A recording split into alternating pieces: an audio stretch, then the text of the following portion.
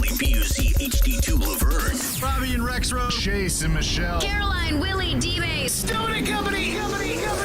Nashville's best sports talk. Crank it up.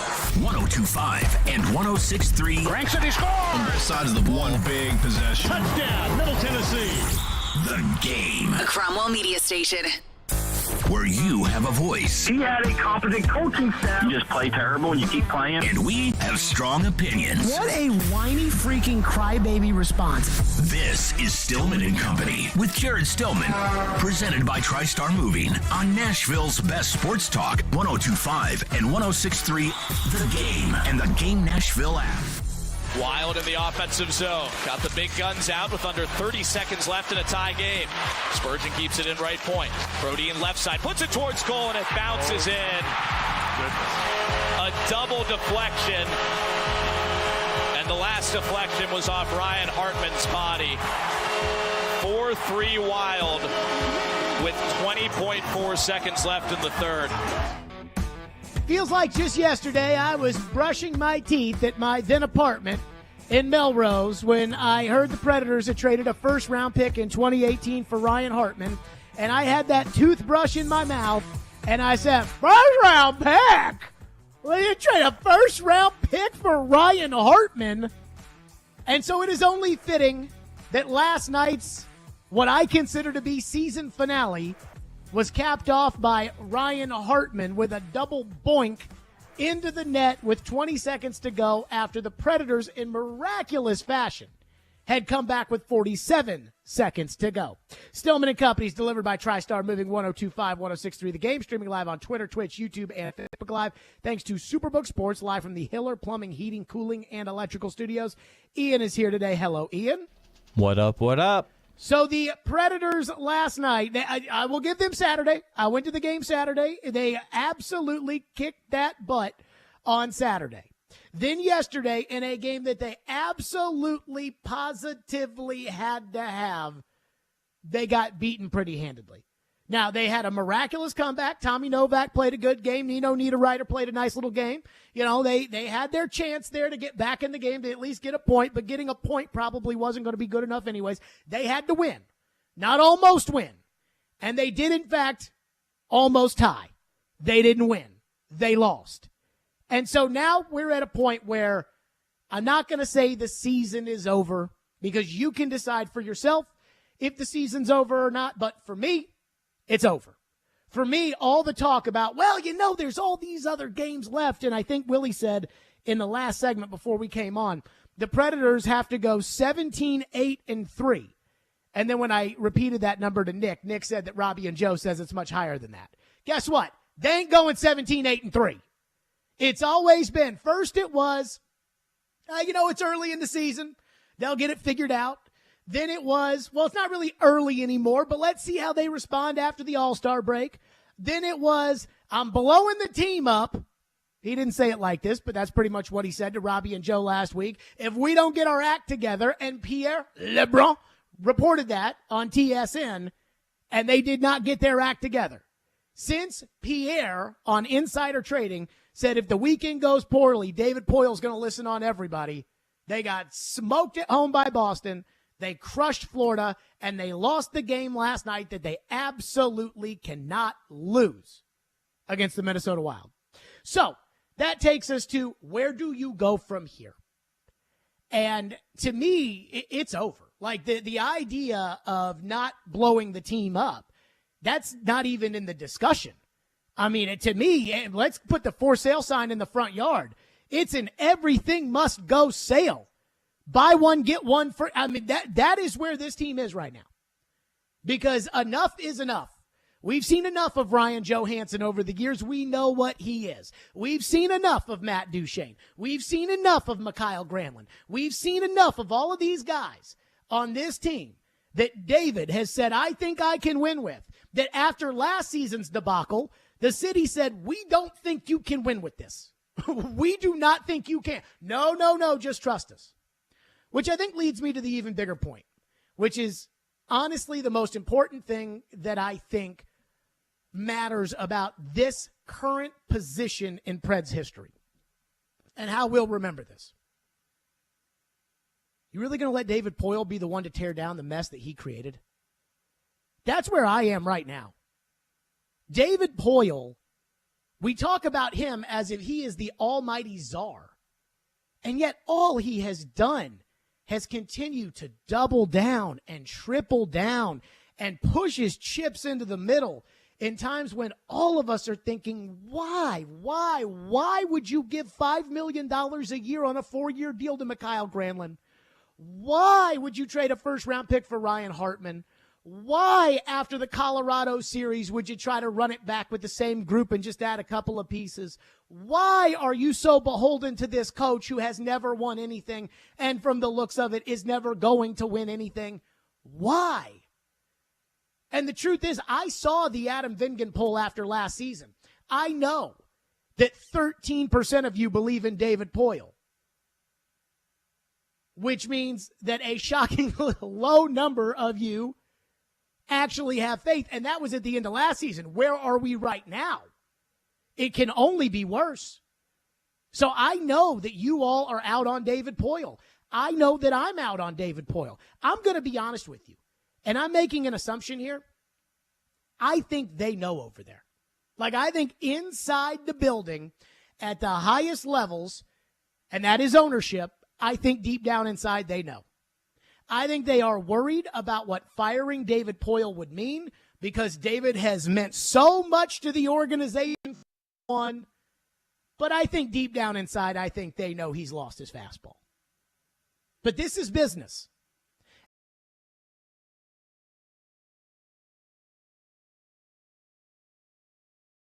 In the team.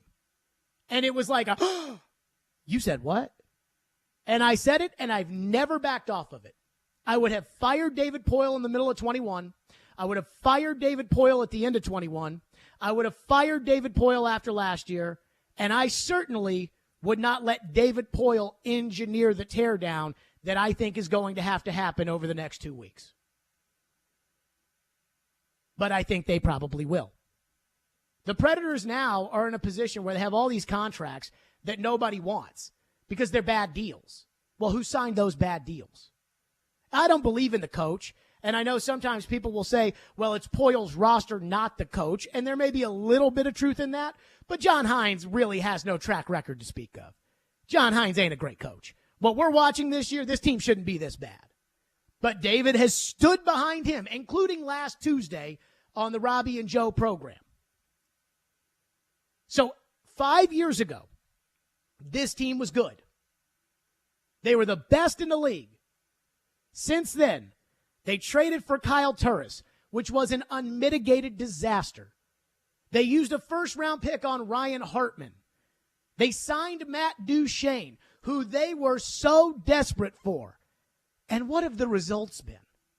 It's a bad contract. And he scored 40 goals last year. That's how bad it's been. He fired Peter Laviolette to hire John Hines, and he has stood behind John Hines. Which, again, if you want to believe John Hines is a good coach, you have to use non-tangible assets in order to prove it. They play hard. They've got an identity. They've got that's all you got. As far as pointing to something and saying, hey, this guy, he was coach of the year. Or, hey, he got this team to the Western Conference Final. Or, hey, this guy, there's nothing there. He's been coaching for 7 years. There's nothing there. And he stood behind that decision. And they didn't sell at the trade deadline in 2021. And they re-signed Mikhail Granlund. And they didn't sell at the trade deadline last year. They went out and traded a second-round pick. Picks in Predators history that have been Shea Weber and Roman Josi, and they used it on Jeremy Lauzon, a third-pair defenseman who freaking stinks. And then they extended him for 4 years. Then after last year, when it was abundantly clear to everybody that had eyes that this team was so far away from competing with the Colorados and the top of the league, David quadrupled down and said, I believe in this group. I believe we're a couple of pieces away, which ended up being a Nino Niederreiter, and it ended up being Ryan McDonough. I think we're a couple of pieces away. Just trust me. Just believe in me. The fans didn't, but ownership did. And now here we are. That before the month even turns to March, we know. You know, I know, they know. It's over. Team stinks. This team stinks. And they'll win some games. Now, they're not going to go out there and lose every single night. They'll win some games. But the idea of them going 17-8-3 is preposterous. There's no corner. They're not turning it. We've been waiting on that. They promised us they'd turn this corner. There's no corner to be turned. It is what it is. And you're in the position that you are in. And there's no way out of it. You don't have any young promising stars coming up except maybe your future goalie. You have a bunch of declining, expensive veterans. You've got a bunch of young players that have yet to break through. You are what you are. And it's not very good. A couple of weeks ago, the Predators beat the Chicago Blackhawks. And there was a column that was written in The Athletic by Mark Lazarus, who's been covering the Blackhawks for forever. And it was, yeah, Chicago's at the bottom of the league and they stink. But at least they're not where the Predators are. That's where they are right now. It is what it is. And so if you want to talk about Duchesne's contract or Joe Hansen's contract or Granlund's contract or trading away guys like Kevin Fiala and Ellie Tolvanen, I guess they didn't even trade Tolvanen away. They just let him go.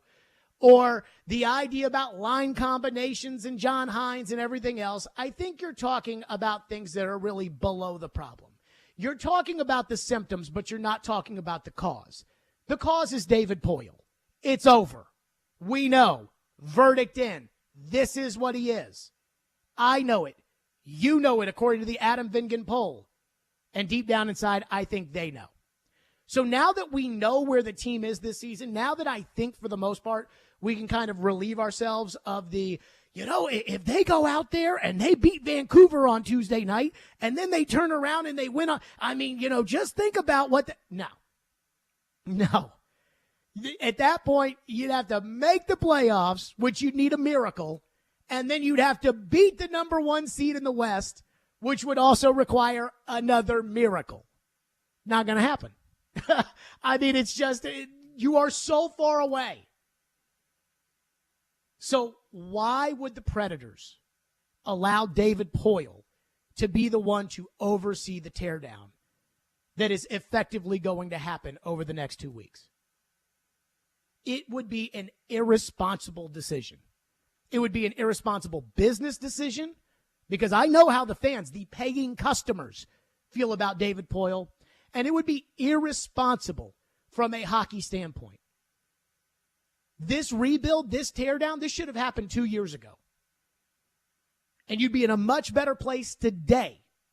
Instead, because of the contracts, the Granlund contract, the Forsberg contract, the Ekholm contract, the McDonough contract, because of these contracts that are now on your books going forward, it is harder to maneuver yourself out of this disaster. So 2 years ago, you probably weren't looking at as tough of a rebuild as you're probably looking at now. And by the time you come out of this, is Roman Josi going to still be in his prime? Probably not. Is Philip Forsberg going to be in his prime? Doubtful. So what are you? And the answer is, you are what you are now. You want to stay that way? Keep letting David call the shots. 615-737-1025 is our phone number. 615-737-1025. I don't think there's a debate anymore about this season. I don't think there's a debate about turning the corner. I don't think, remember it was, hey, let's just see how they do after the All-Star break. Then they came out and got sledgehammered by Vegas. And then it was, okay, well, let's see how they react after. And then they got beaten by Arizona, who's terrible. And then they got crushed by Boston. And so now it is what it is. So now it's, where do you go from here? And to me, do you let David do that? I know they will. I think it's completely irresponsible.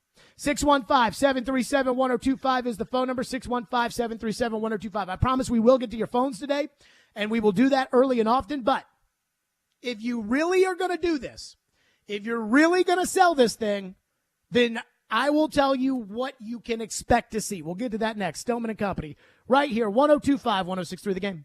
Want the latest on college football and Nashville sports? They can be a fully formed model of what they're going to be offensively moving forward. Join Outkick 360's Chad Withrow every Friday at 5 with Stillman and Company. You don't know what's going to happen with the roster or the team. He'll bring opinions and charisma for a full half hour every week. This is a good lesson about sports and what we think and what actually happens. Chad Withrow on 102.5 and 106.3 The Game and the Game Nashville app.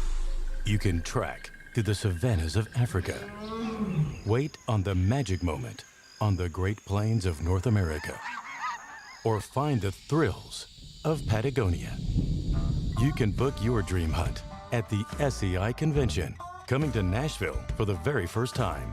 Come find your adventure February 22nd through February 25th.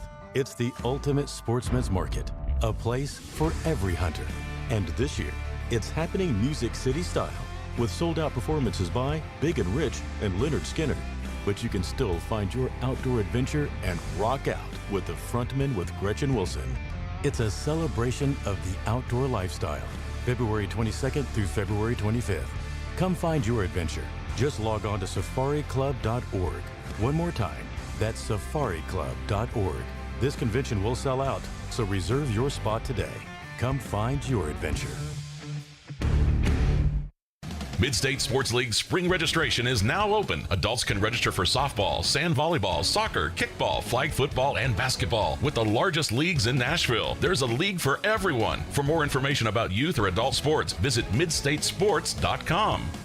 Hey, you think mortgage rates are still super high? Well, think again. Rates have plummeted to a 5-month low. Hey, Willie Donick here. Call my friends at Loan Pronto now to see how low rates are. It may be time to do that refinance you've been putting off, or time to get back to house hunting. If you're like a lot of people, you've got way too much credit card debt right now, and you're getting fleeced with 20+% interest charges every month, or maybe your current home rate is over 6%. So if that applies to any of you, listen, you can get a quick, easy refi at Loan Pronto. Wipe out all those cards. Close in about 14 days and cut your overall expenses by $500 a month or more. How does that sound to you? Right now, Loan Pronto is doing refis with APRs in the 4s. So call now to take advantage of this big rate drop. Get those credit cards to zero. Start that home improvement project, or get out of that 7% loan you were forced into last year. Here's the phone number, 615-499-5780. That's 615-499-5780, or go to loanpronto.com. Equal housing lender, NMLS 166-1781, subject to lender approval, NMLSconsumeraccess.org.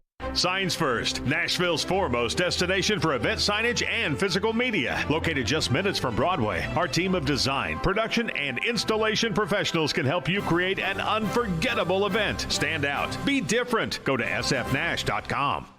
Coration CBD products. Coration began as our family's mission to provide the Nashville community with locally and organically sourced CBD products. We are passionate about providing high-quality CBD products for everyday use. Tinctures, topicals, and pet products too. We are a Pick 10 company. Our hemp is organically grown and produced in Nashville, Tennessee from sustainably sourced non-GMO genetics. All of our products are lab tested. Find all of our products at CorationCompany.com. Want to see our smiling faces? You can watch us on Twitch, Twitter, YouTube, and Facebook Live. We are good to go. Presented by Superbook Sports, voted #1 sportsbook in Vegas. You're listening to Stillman and Company, presented by TriStar Moving on 102.5 and 106.3 The Game and the Game Nashville app. What I really want to know is, what has this year done to the ownership group? That's really the question right now. Like, if it continues to go this way, how do Herb Fritch and the ownership group and Bill Haslam, as he's starting to get more involved, like, how does all of that factor into this? Because we've talked about this 1,000 times. We got to the end of the year last year, and we finally heard from ownership, and Herb Fritch talked, and it was basically like, yeah, David Poyle's our hockey guy. Like, he's our hockey guy, and his contract auto-renews at the end of every year. We trust David Poyle, which is fine. That's how they feel. Has this year changed that? If the results are not getting to the playoffs and you miss the playoffs, does that change the way that ownership views it? Because if it doesn't, I don't know that anything is really going to change. That was Robbie Stanley earlier this morning on Robbie and Retro, and he's right. If ownership says, hey, David is a hockey savant, And I know the Ryan Hartman trade was bad. And I know the Kyle Turris trade was bad. And I know that we can't draft anybody who's any good. And I know that our team stinks. And I know that the coach, if they say that and David's still our guy, then it's the same. It's not going to change. And so I cannot understand how they could let David Poyle oversee this rebuild. I mean, in all seriousness, I talk about firing Hines all the time, and I do think John Hines has done a job that is deserving of a firing. But I would argue that the bigger thing right now and the more immediate is David. You're going to let David be the one that puts the for sale sign in the front yard? You really going to let him do that? That's a hard pill for me to swallow because I've seen David trade lately. I mean, the only good trade that you can argue was a good trade for David was the Ryan Ellis trade, in which they got Cody Glass out of that, but they got rid of Ryan Ellis. But even that was bad because they should have traded Ryan Ellis before they extended him, which I was begging them to do. So David can get all choppy with me in these press conferences about, I know more than you. It doesn't look like it. I mean, I'm just going to tell you. So here's what happens if the for sale sign goes in the front yard. Now, last week, David was pretty clear that at least on Robbie and Joe that he's going to consider selling. And then I thought that when Pierre LeBrun comes out and says, if this weekend doesn't go well, including the Boston game, if this weekend doesn't go well, then he's going to listen on everybody. I took that to mean that David's going to put the for sale sign in the front yard and say everything must go. But I don't think he's going to do that. I think you're going to see like one or two guys traded, one of the defensemen like Fabro, and, maybe one older veteran contract like Niederreiter, which is probably the best contract that they have other than the goalie. So here's what I would do, and here's what they should do. Number one, all the pending RFAs, all of them. Cody Glass, Tanner Jeannot, Dante Fabro, Alexander Carrier, get rid of all of them. Trade them all. Now, I know they're not going to do this because they've got some weird fascination with Cody Glass. The guy is an average, freaking average Scarbini of a player. And they are like, he's a good young player, Jared. And I'm like, oh, God, he's got 7 goals.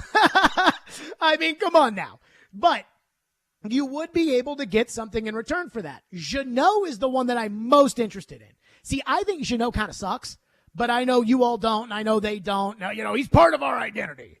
But Calle Järnkrok last year went at the trade deadline for a second, a third, and a 7th. Do you think Tanner Jeannot can get you a second, a third, and a 7th? I'm guessing he probably should, right? You valued Jeannot more than Järnkrok, and Järnkrok was a pending UFA, and he's a pending RFA. So if that's the going rate here, and I deep down inside not sure they're going to get that, but if we're talking about a second, a third, and a 7th, what can you get for all of these guys? Glass, Jeannot, Fabro, and Carrier. You traded a second-round pick for Jeremy Lozon, and he freaking stinks. So if somebody out there is as stupid as you, then you're going to get some really good picks in return. And each one of these guys, I don't know who's good in the third round of this year's draft or next year's draft, but they're all chips. They're all these little trade chips. And the more that you have them, the more you can trade, but also the more that you can just stockpile young guys, and then they all make it through the system. Because I don't know what round some of these guys were picked in. I know Connor McDavid went first. But I don't know, when the Predators play the Wild last night, I don't know what round any of those guys were picked in. So I would get rid of all the RFAs because I don't think any of these guys are franchise players. Glass, Jeannot, Fabro, and Carrier. Nino Niederreiter. Now, I would target, maybe a second-round pick and others with Niederreiter. Probably, and I also want some mid-level players in return, like prospects, and real ones, not Jeremy Davies, but like real prospects in return so that I can put them out there on the ice so at least I have some players. But he's a top 6 forward. He's got playoff experience. He's a penalty killer. He's got a decent contract. And even if you retain a little salary to make that thing, make that return even better, I think I would do it, and I think teams are going to be interested. Ekholm and McDonough. I'm not sure what the market would be because they have high-ish cap numbers. And every team that's good has almost no cap space. So this, unlike the NFL, is a real cap, and they'd have to manage through that. But I would try to move McDonough first because he's got so much tread on the tires, and honestly, he looks kind of cooked out there. And so maybe you could get, I think a first-round pick might be strong, but I do think there's probably a team that's going to want a left-shot defenseman, and they would trade you for Ryan McDonough, if for no other reason. He's got the playoff experience, and he's got the leadership, and he's got the, and let's not kid ourselves, he probably don't want to be here anymore. After he came here because he thought this team was going to be good, and this team's not. I think there's a chance you could convince people that you're not selling off McDonough because he's cooked, but you're selling off of McDonough because, it's not fair to him, and we'd rather, and in that case, then you can keep Ekholm. Granlund. If anybody takes him in his $5 million overpay for the next 2 seasons, consider yourself lucky. That's going to go down as a horrendous trade. Kevin Fiala for Mikael Granlund. And then after Mikael Granlund didn't have a good walk year and the Predators ended up getting him for pennies on the dollar to come back in 2021, I would turn around and I would have let Granlund go. They didn't. I had to sign him. And so now they're kind of stuck with him. But if somebody would take him, I'd give him for anything. You can give me a conditional 7th-round Scarbini. I don't care. Whatever. Get rid of him. Colton Sissons and Yakov Trenin both have manageable cap numbers. Both could be really useful bottom 6 forwards, especially Sissons. Kind of remind me of Yarncroke. And again, last year, the going rate for Yarncroke, a 2nd, a 3rd, and a 6th. If I get those for both of those guys, see ya. Out of here. Matt Duchene. And I wouldn't just get rid of Matt Duchene just to get rid of Matt Duchene, but I would listen on him. He is a top 6 forward, even though he's not a top-line forward, and he's not a particularly consistent top 6 forward, but he is a top 6 forward in the NHL. He's not worth $8 million, but could somebody be desperate? Could one of these GMs be desperate enough to go to the owner and say, I can get you Matt Duchene? And if so, get him out of here. Get that, just clear the books. Again, I don't think that's going to happen, but if you could get anything for him, do it and move on and take your money. Ryan Johansson. I think the Predators are going to buy out. Well, excuse me. I don't think they're going to do this. I think they should buy out Ryan Johansson at the end of the year. I don't even know why I put his name on the trade list because nobody's going to take him. But the Predators really do need to consider buying him out and just moving on from Johansson. And for me, it's not that Johansson is a bad player. It's just I'm tired of the constant bitching about his money and he's not that good. And if we can just get Johansson consistent and if we can, I'm tired of the complaining and it's all that ever happens. And it's if we can just get Johansson to play better. Guys, it's been like 6 years. Johansson ain't going to play better. He is what he is. So I'd buy him out and I'd move on just so everybody can mentally get a fresh start without Johansson. So no one's going to trade for him. And then there's Saros.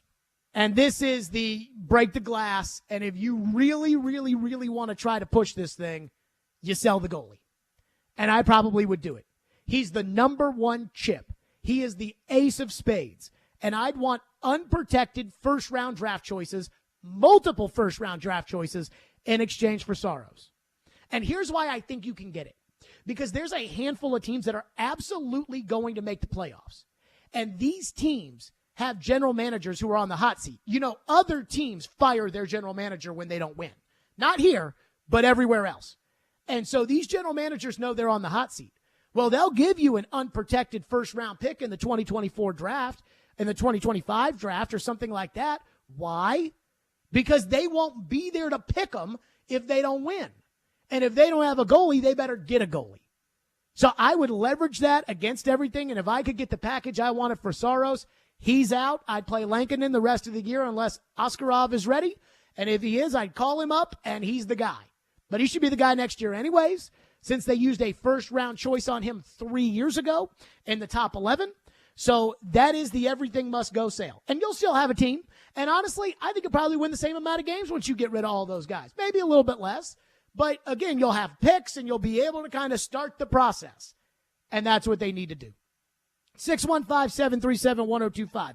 I did promise early and often. Jim, get us started. Phone lines are driven by WilsonCountyHyundai.com. What's up, Jim? Well, 3 quick points. One, the difference between the results that you would have to not have your opinions, the difference is pretty small in this league. Number two, what the hell do you mean by that? Let's stay with point one. Stay with point one, Jim. What do you mean by that? The difference in the National Hockey League between being a good enough team that you wouldn't be a seller and a team where you're keeping people, the difference isn't that great. I think the difference between where the Predators are now and where the Predators have promised us they would be is astronomical. Okay. You have your opinion. It's the truth. Thank you for your call, Jim. It's the truth. There's no sugarcoating this. They promised. Remember, last year they made the playoffs, and we were all mad about it. So the idea of them making the playoffs again and losing and getting steamrolled in the first round, which you all know they would, the difference between, I mean, come on now. You guys are smart enough to know this. The difference between where you are and Colorado is night and day. And they told us that they thought they were a couple of pieces away, and we didn't believe them. We were skeptical, and we were right. And it's depressing how right we are on this program. I mean, I heard Joe today say, who didn't like these moves? Me. There's a lot of these moves I didn't like. And you all know it. And it's disheartening. And the idea that a couple of wins here or there is the difference, Hal pumps that every time he comes on. You know, if they just would have won 5 more games. Well, guess what? They didn't win 5 more games. They lost to Montreal. They lost to Arizona. Last night, they played tough last night. They came back. They had a chance, and they still lost. We want to win. We don't want to almost win. 615-737-1025. We'll get to more of your phones here on the program, 615-737-1025. And David Poile had a chance this offseason to play a chip, and he didn't play it, and now I think he is going to pay the price, or at least from the fans. Maybe not from ownership, because who knows, but he'll probably be paying the price from the fans. We'll get to that next. Stillman and Company, 102.5, 106.3 The Game. Hi, I'm Jussi Saros. And this is Smashville. Now here's a try off to the side. What a stop made by Jussi Saros there. Unreal. You're listening to the flagship of the Nashville Predators radio network. ESPN 102.5 The Game. With more all-wheel drive, more electrified, and the longest-lasting vehicles, Toyota checks all the boxes. Like Corolla Cross, the first ever Corolla SUV, or the best-selling Camry, now available with all-wheel drive. Get 3.99 APR financing on a new 22 or 23 Camry, now through February 28th. With approved credit through TFS, excludes TRD and hybrids, and every new Toyota comes with 2 years no-cost maintenance. Get complete details at buyatoyota.com. Toyota, let's go places. There's nobody on the planet who's as picky when it comes to diamonds as Genesis Diamonds owner Boaz Ramon. I'm very, very selective on the diamond that I pick. Indeed, Boaz will look at 2,000 diamonds on the world market and find maybe 2 or 3 that meet his criteria. What most people don't know, and even jewelers, a diamond has much more than the 4 C's. He has maybe 20 C's. Like the diamond's luster grade or brilliance level, its feathering, its inclusions, its table, its polish, its symmetry, even the diamond's own DNA or X-ray report, which most jewelers don't even know about. I refuse to sell diamonds that don't go through our very, very strict criteria. Which means a Genesis diamond is one she can be proud to wear, with the most sparkle and brilliance and real intrinsic value. This is my goal, to go all over the world and find only the best hand-selected diamond. Genesis Diamonds, setting the highest quality standards in the jewelry business. Green Hills and Cool Springs. If you missed the latest from Robbie and Rex Road. Predators General Manager David Poile, our guest here on Robbie and Rex Road, joins us every Tuesday morning at 8:30. Deadline getting closer here, David. I guess, would you have to be in a much worse position mathematically by that day or by that direct time period to seriously consider selling? That's what keeps me up at night. You know, right now we're still below the line, not in the playoffs. We're running out of time. Just like this interview, I've been talking about inconsistency and people need to play better, but that hasn't happened on a regular basis. So I do not think we're a buyer. Let's start with that. And I think if things don't change more favorably and get in some kind of winning streak, we certainly could be a could be a seller, but that's not today. Robbie and Rex Road, weekdays from 6 to 9 on 102.5 and 106.3 The Game and the Game Nashville app.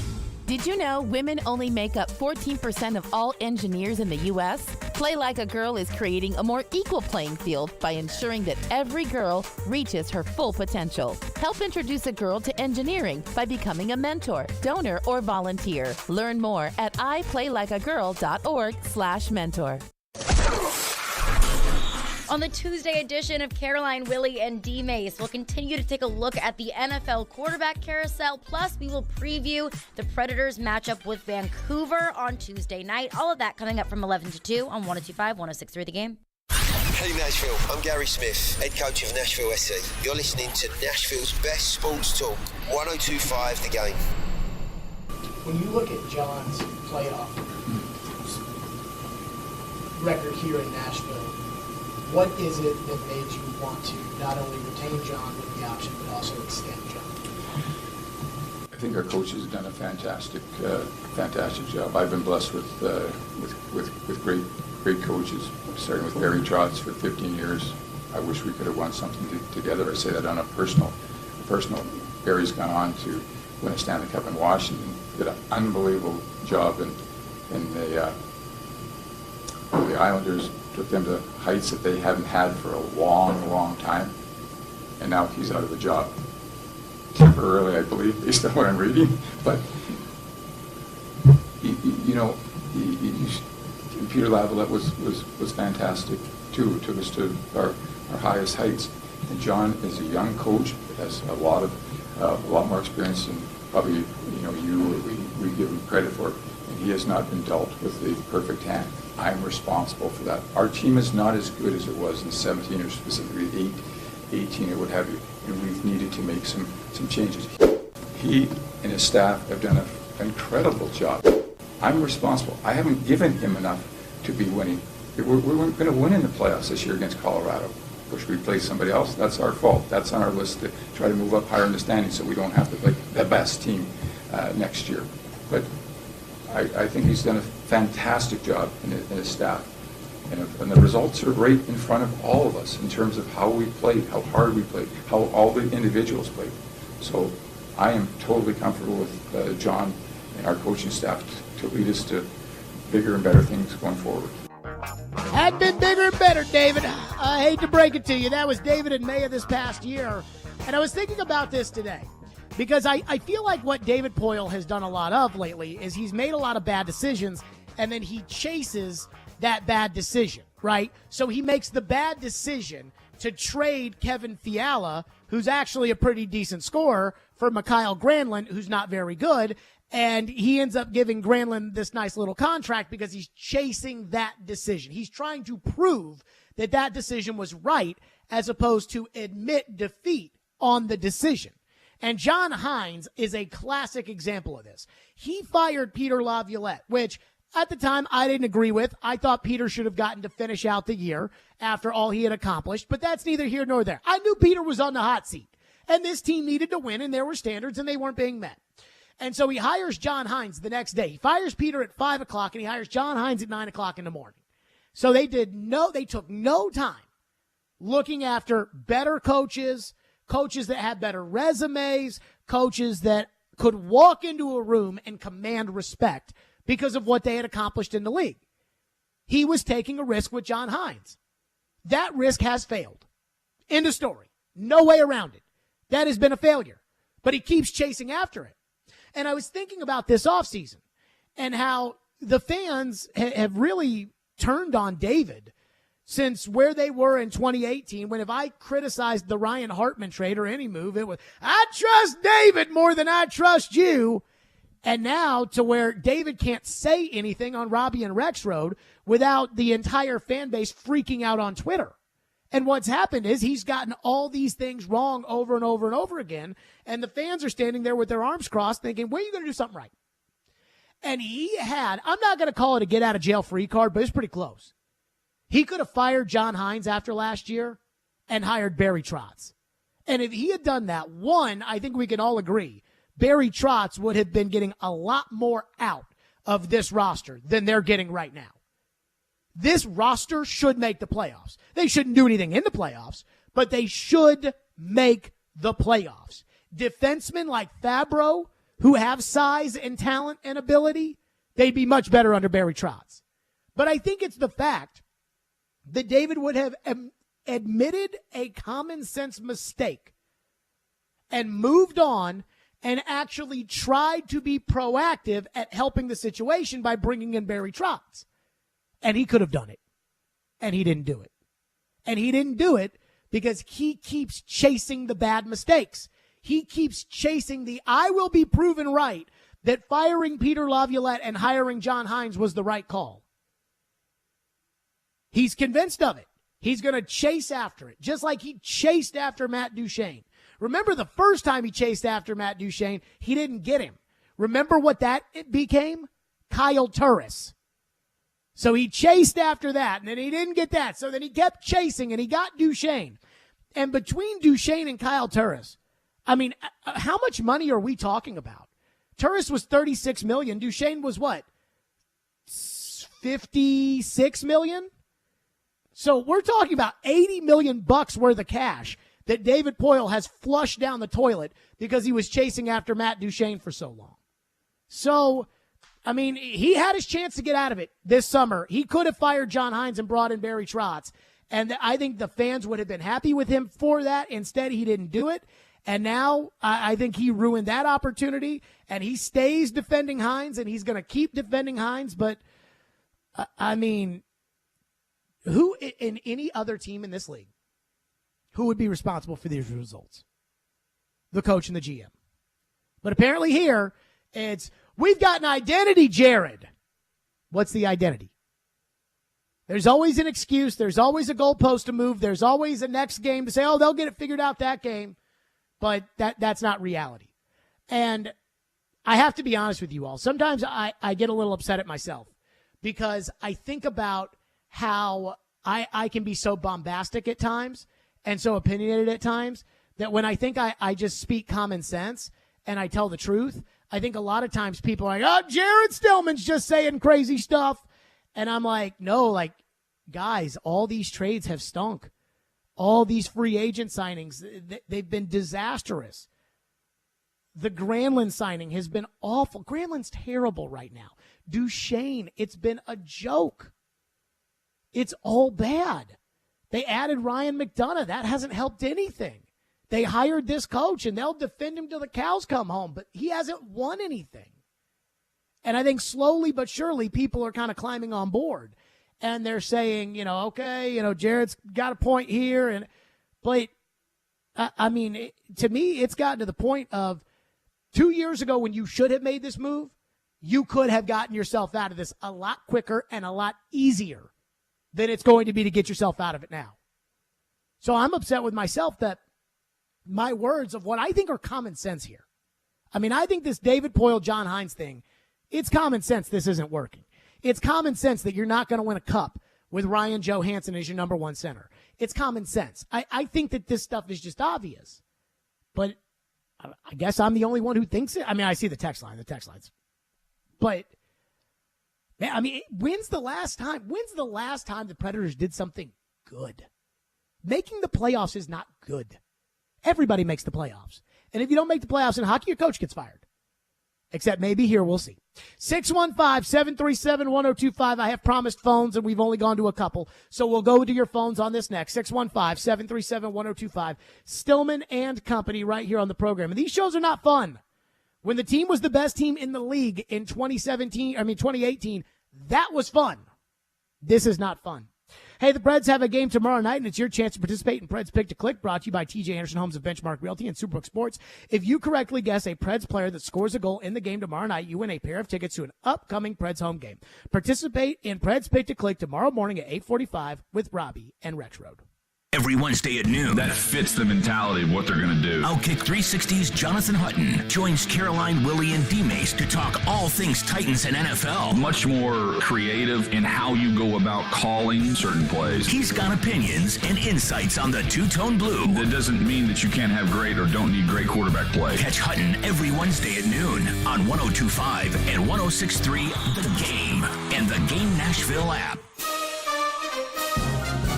It's Family Leisure's President's Day sale. Wait, President's Day?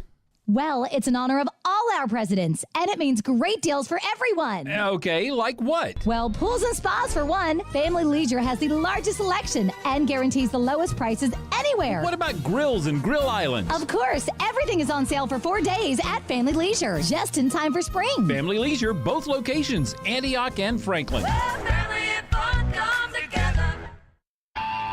If you missed the latest from Robbie and Rex Road, Welcome in our friend Charles Robinson from Yahoo Sports. Charles, I'm just curious. We've talked to you a lot about the Rodgers thing to this point. He's going into the darkness maybe as soon as today, later this week. Who knows when it'll be? And when he comes out, don't report it. Yeah, I'm not going to report it. Yeah, you don't want to be the next person that he's like, fake news, and I'm not even in the dark yet. And like, come on, I'll let you go ahead, ask the question, but my God, Tennessee Titans fans, do you really? I don't even care at this point. I'm going to say it. Why? Why do you even want to deal with this guy? Nobody wants to deal with this guy anymore. The Packers don't want to deal with him. He is so high maintenance, and there's just so much crap tied to him that, you better win the Super Bowl. Robbie and Rex Road, weekdays from 6 to 9 on 102.5 and 106.3 The Game and the Game Nashville app. When looking to buy or sell a new home, economy comes into play, right? Hey, it's Withrow. Hunter, Richard, and the crew at Regal Realty Group are in the know about the housing market. Rates have started going back down and are more feasible, and Nashville is on the upswing again. The Regal Realty Group team can help you from contract to closing and everything in between. Their in-house title company, Monarch, will even come to wherever you are to close. These days, it's all about convenience, and Regal Realty Group makes it so convenient. Give them a call at 866-OUTKICK and let them get to work for you. Nashville's best deal of the week is Bavarian Beer House at Opry Mills. Bavarian Beer House, Nashville's only authentic German beer hall, is full of fun, food, music, and most importantly, beer. Enjoy traditional German bratwurst, schnitzel, giant pretzels, and more in an Oktoberfest-inspired space. Visit beerhousenashville.com for their live music schedule. Get a $50 gift card for half off right now at thegamenashville.com/deals while supplies last. We're known for a lot of great things here in Tennessee, but there's one thing we've got to fix now. Too often, criminals use stolen guns in violent crimes. I'm TBI Director David Roush. Help us prevent gun thefts. When you're not carrying, secure your guns, not only at home, but also in your car. Secure it, lock it, help stop it. Take the extra step. Together, we can keep Tennessee safe. Brought to you by the TBI, Tennessee Association of Broadcasters, and this station. Funded under an agreement with the State of Tennessee Department of Finance and Administration, Office of Criminal Justice Programs. Supported by Award 2020 MUBX0051. Awarded by the Bureau of Justice Assistance, Office of Justice Programs, USDOJ. They're insightful. To me, you got a left guard situation you got to figure out. Credible. I trust this guy more than this guy. But sometimes they just argue. Why do you like the NFL playoffs? Those teams lose. I don't want college football to be the NFL. When they get... Robbie Stanley and Joe Rexrode are Robbie and Rex Road. Weekdays from 6 to 9 on 102.5 and 106.3 The Game and the Game Nashville app. Strong opinions and a strong personality on your drive home. This is Stillman and Company, presented by TriStar Moving on 102.5 and 106.3 The Game and the Game Nashville app. We're here to build a team that can contend for and ultimately win the Stanley Cup. This year we made progress, but by no means are we satisfied. Every team in our league is trying to get there, and there is no guaranteed path to reaching that goal. Some teams have been fortunate to be really bad at times when they could select one or more generational talents in the draft. Others have tried that and failed. Some are regularly competitive and seek every avenue to reach that goal without the benefit of, say, picking first or second in the entry draft. It's hard to win in this league, and that's not an excuse, but it is a reality. We obviously didn't get there this year. The season, the playoff series, shows we still have a ways to go to reach our ultimate goal.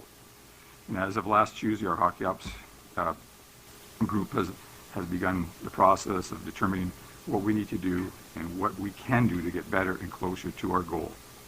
We took some steps forward this year, but by no means are we satisfied or happy with the results. We want more, and our fans deserve more. Damn right. Fans deserve more. That was in May. Hey, we know that we made progress, but we are nowhere near where we want to be. And now you're way, way, way further away than you were then. 9% chance, according to Money Puck. I guess 9.6, so 10% chance to make the playoffs. Text her into the text line at 615-737-1025 says, my 5-year-old said that guy on the radio is angry. I said he should be. He's right. Sell, clean a house, fire somebody, fire everybody, the texter says. Let me say something to the 5-year-old. I'm not angry. I don't think you guys have heard me when I'm angry. 3 years ago, I was angry. Now, I just know that this is the bed that they've made for themselves, and I'm not surprised that this is where it is. And I mean, you are what you are. You are what you are because you won't do what you know that you have to do. That's as simple as it is. I'm not mad about it. Do I hate it as a fan? Absolutely. I mean, when they scored all those goals on Saturday against Florida, I was sitting in the game. I was happy. But I knew deep down inside, I'm like, oh, great. Here's these 7 goals that they'll turn around and see this team. And I'm tired of that. They are what they are. And they didn't deserve really to bring it back after last year, but they did anyways. And the results are as wheels falling off as they were at the end of last season. You get what you deserve. This is what you've done. If Herb Fritch does not have it in him to fire David Poile, then it's never going to get better. And I'm not mad about that. I just recognize that that's what it is. Now, I don't want to have to be the one that takes the balance sheet to Herb and says, hey, here's the season ticket numbers for next season now that David Poile is in charge of this rebuild. I don't want to be the one that has to do that because I'm sure that's not going to be a great conversation to have. But, I mean, as far as me being mad about, I'm not mad anymore. I know that this is it, that if they cannot look at the results, the empty promises that have come from the trades and the signings and the draft picks and the coaching change, and if they cannot see the lack of results over a 25-year period. I mean, if we really want to go back to David's entire history, we're talking about almost 50 years. David's never won a cup. You think he's going to win one in year 54? You think he's going to win one in year 52? I mean, so if they're not going to change, I mean, that's your team, folks. Like, I'm not mad about it. When the Titans fired John Robinson, they got crushed by Jacksonville, and they didn't make the playoffs because of it. I was pretty mad about that. When Todd Downing took Derrick Henry off the field on 3rd and 2 and Pekka Rinne crapped his pants in Game 7 against Winnipeg, I was angry. Now, I think I'm just hopeful that more people will be aware of reality. Chris in Franklin says, this morning I wrote that selling does no good if you keep Hines and bring in more identity players, and I got scoffed at. Joe is tweeting that Hines hasn't gotten a fair shake. It is ridiculous that this is even a debate. He is not an NHL-level coach. Is Joe Rexrode actually tweeting that Hines hasn't gotten a fair shake? I have not seen that officially, but I'm going to need confirmation on that. I mean, Hines, in my opinion, has gotten more than a fair shake. So here's the positive with John Hines. And I think last night was symbolic of this. They're still playing hard for John Hines. That's it. Other than that, there is no positives with John Hines as a coach. And I will agree with the texter that John Hines is not an NHL coach. I think John Hines I'm trying to think what I would trust him to do. Like maybe be an assistant coach. Maybe he'd be good at that. I don't think he'd be a good minor league coach because minor league coaches develop young players, and John Hines stinks at that. I don't think he'd be a good scout because he's never done that, I don't think. And I'm not sure I'm in love with his eye for talent if he's in the room helping David make these decisions. So I think he'd be maybe a good assistant coach. Maybe. But even then, like, I don't even know what his specialty is, and I don't know, I don't know. I'm not a Hines fan. I think it's time for a change, but I think the change needs to occur higher. I don't think it's mutually exclusive, that it's not him who stinks, it's David who stinks. I think it's the fact that I think they kind of both stink. Texter said, Michael from Missouri, the clips that you all played from Poyle coming off the break really bothered me, but I'm willing to admit that I'm pretty upset, so I wanted your thoughts. He said that they needed to get to the point to where they didn't have to play Colorado in the first round. But you don't exactly play AHL teams in the playoffs, so you're going to have to be able to beat some good teams. Please tell me that I don't absolutely love a team that is getting bounced in the second round is a resounding success. I mean, I think that this is just me. I think that the second round, if you get to the second round consistently in the NHL playoffs, like you're right there. Like, and I know that everybody wants to get to the cup, and I want to get to the cup too. But if you're getting to the second round, like you're right there. That is when the difference between these teams is minuscule. And I always tell people, like, we don't need 7-game series in basketball because after we could play a best of 5 every time, and the best team would win every time in the NBA. In hockey, and I think over the course of a 7-game series, unlike baseball's different because of different pitchers. But I think when you've got one team that's better than the other over 7 games, in basketball, it's beyond obvious who's better.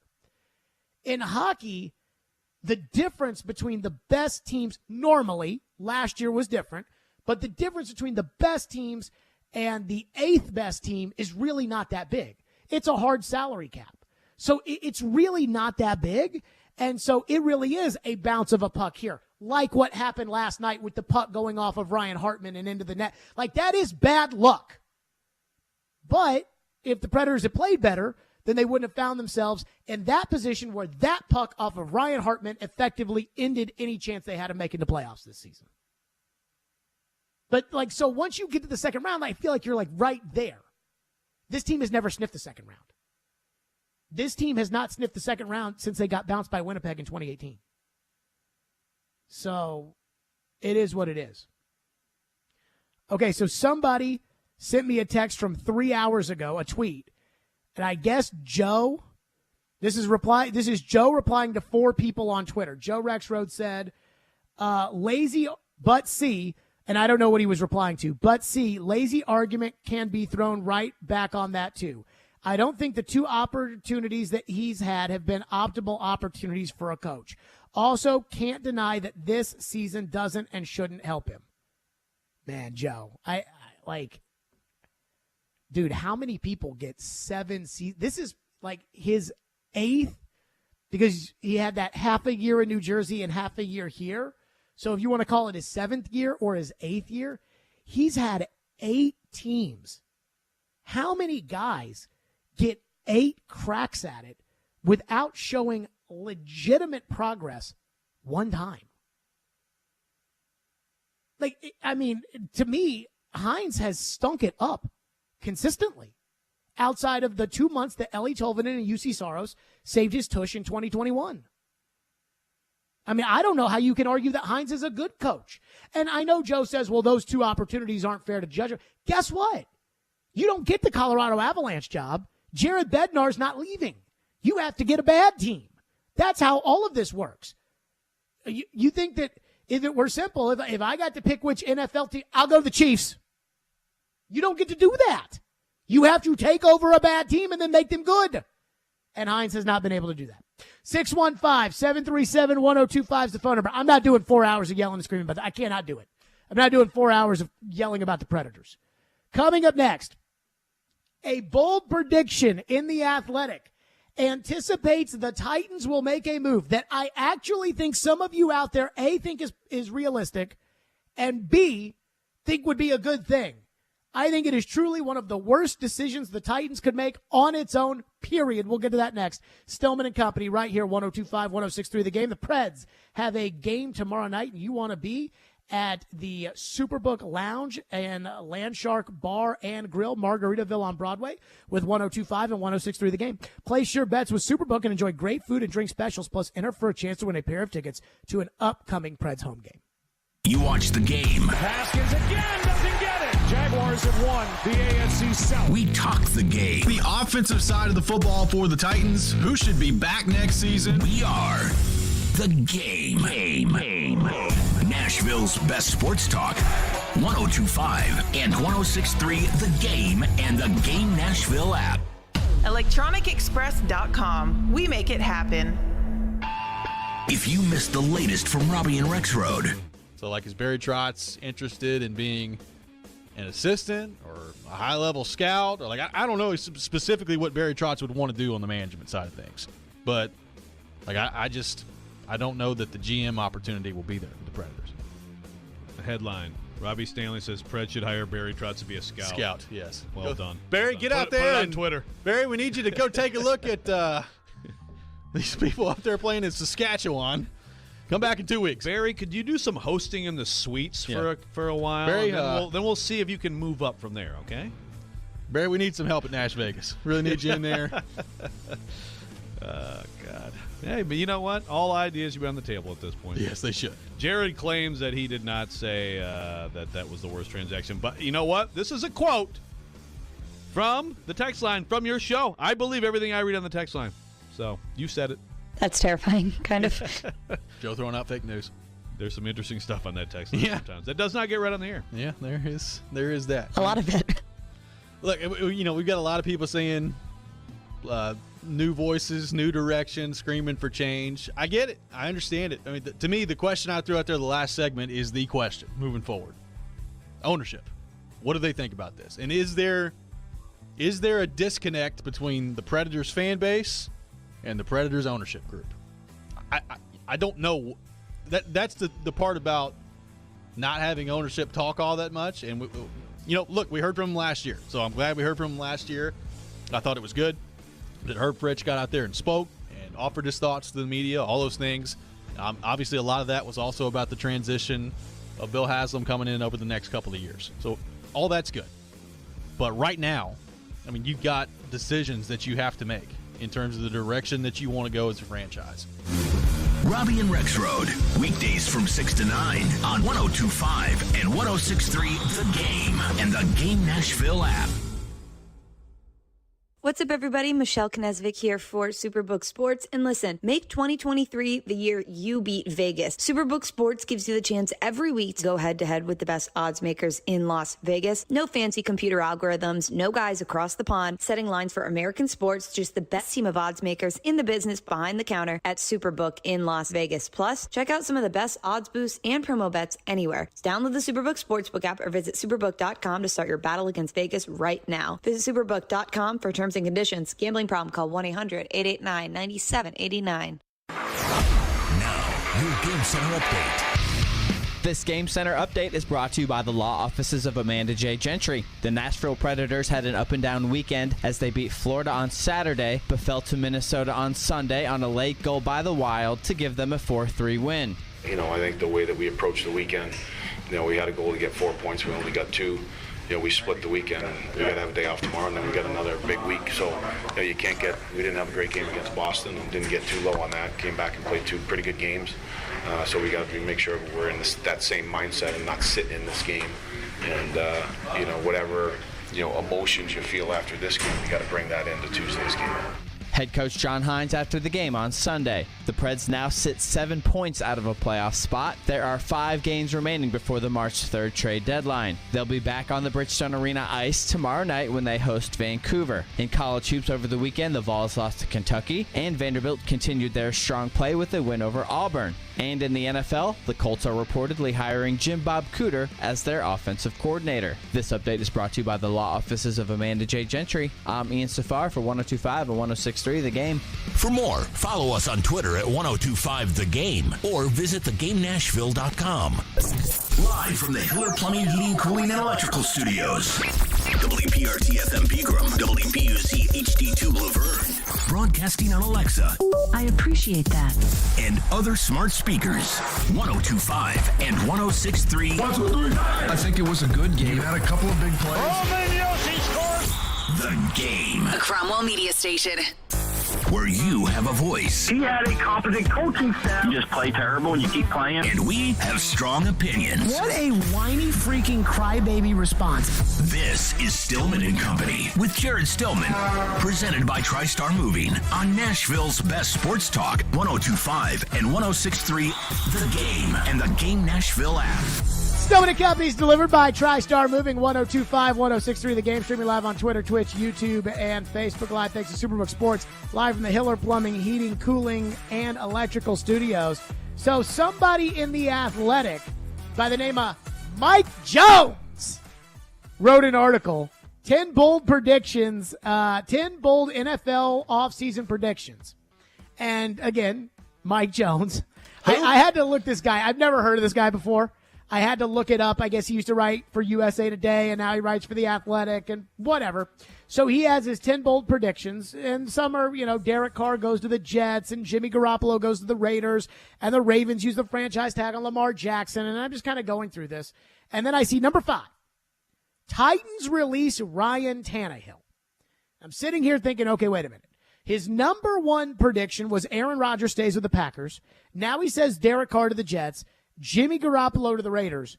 So the Titans are releasing Ryan Tannehill. Did I hear that right? Okay.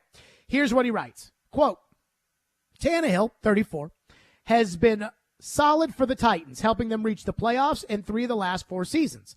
But the wins in Nashville are changing. Tennessee drafted Malik Willis last year. Injuries diminished Tannehill's effectiveness and availability, and he's set to count $27 million against the salary cap that the Titans already exceed by nearly $24 million. Stop there. He's not supposed to count 27. He's supposed to count 36. But this is, again, he wrote 27. It's a $27 million salary as far as Tannehill's concerned. The Titans need to replenish their defense and further bolster an offense that consists only of moderate talent outside of Derrick Henry. I don't disagree with that. Willis may not be ready yet, but releasing Tannehill gives Coach Mike Vrabel and new general manager Rand Carthon resources to upgrade the team and get it back on track to contend for the AFC South. Gosh, I have a hard time envisioning what it was they were doing at the end of last season when they had a lead on the road at Jacksonville with 2 minutes and 50 seconds to go, and they only lost that game by 4 points. I guess they weren't contending last year. Isn't that the definition of contending? Is you're right there in contention at the end? I digress. Josh Dobbs or another veteran quarterback could help buy the Titans and Willis a little more time. Whoa now. Let's just, to me, this is the stupidest possible outcome that the Tennessee Titans could envision with going into the offseason. First off, the Titans' window to contend is however long Derrick Henry stays Derrick Henry. If Derrick Henry's got 1 year left, then the Titans are going to contend for 1 year. If Derrick Henry's got 2 years left as a legit elite running back, the Titans will have 2 years. Literally, absolutely everything positive that could have gone wrong this past season did go wrong. Treylon Burks did not come in and replace A.J. Brown. Harold Landry tore his ACL. The offensive line was an unmitigated disaster. Todd Downing was terrible. Everything that could have gone wrong, for the most part, did go wrong. And again, with 2 minutes and 50 seconds to go, with a third-string quarterback who was hired off of Detroit's practice squad 11 days before that game, the Titans were right there. I mean, let's not get crazy here. So the suggestion here, the bold prediction, is that the Titans are just going to release Ryan Tannehill, a completely capable veteran starting quarterback, and just say, we'll figure it out. Josh Dobbs or Baker Mayfield or Sam Darnold or, we'll just figure it out. That is absolutely ridiculous. And yet I think there are a lot of people out there that think that this is the right course of action to go for the Titans. I think there's people that are like, Tannehill's had his chances, and Tannehill has not come through with his chances, so time to move on. And I'm fine with that line of thinking. If you're moving on to Aaron Rodgers, I am not okay with that line of thinking about, it's time to save $27 million. Did you see how much money Daniel Jones wants? Daniel Jones of the Giants fired his agents at CAA and signed with Athletes First because Daniel Jones wants a contract of $45 million a year. And I think Daniel Jones, and Ian backed me up on this one, I have thought for a while Daniel Jones was going to sign for about $45 million a year. I think that's about right. That's the going rate. Kyler Murray signed for 46. That's the going rate. Jalen Hurts is going to sign for $50 million a season. And you all know me. You know I'm not a huge Jalen Hurts fan. I mean, I take that back. I'm a huge Jalen Hurts fan. I am not of the belief that Jalen Hurts is elite. I don't think that. But if I was Howie Roseman and I was the Eagles, I would give Jalen Hurts $50 million because that's the going rate. That's how much it costs for a quarterback. That's why the Buffalo Bills signed Josh Allen the first second that they got, because they're paying Josh Allen $43 million. That's a steal when Jalen Hurts is going to make 50, when Daniel Jones is going to make 45. Geno Smith's going to make $30 million this year, people. Like, so we're sitting here with Tannehill. It's $27 million in cash. And again, cash matters. Cap does not. Cash matters. And Ryan Tannehill is going to make $27 million. And this guy is saying, nah, they should save the $27 million and they should go out in the free agent market and try to get better players. I'm sorry. Who's going to quarterback the Titans? And there's this weird sense that Malik Willis is still a developmental product for the Titans. He's not. He's not any good. We all got ourselves a big old helping of Malik last year. I'm surprised people around the country talk about, maybe Malik Willis isn't ready. You all saw the Kansas City game. You know that he's not any good. It was a project. They took it. They failed. The end. Move on. But this idea that the Titans are going to release Tannehill and not end up with Derek Carr, whom they would have to pay more money for, and not end up with Jimmy Garoppolo, who they probably would have to pay more money for and I don't even think is all that good, and not end up with Aaron Rodgers, and be, searching in the Walmart bin through Jacoby Brissett.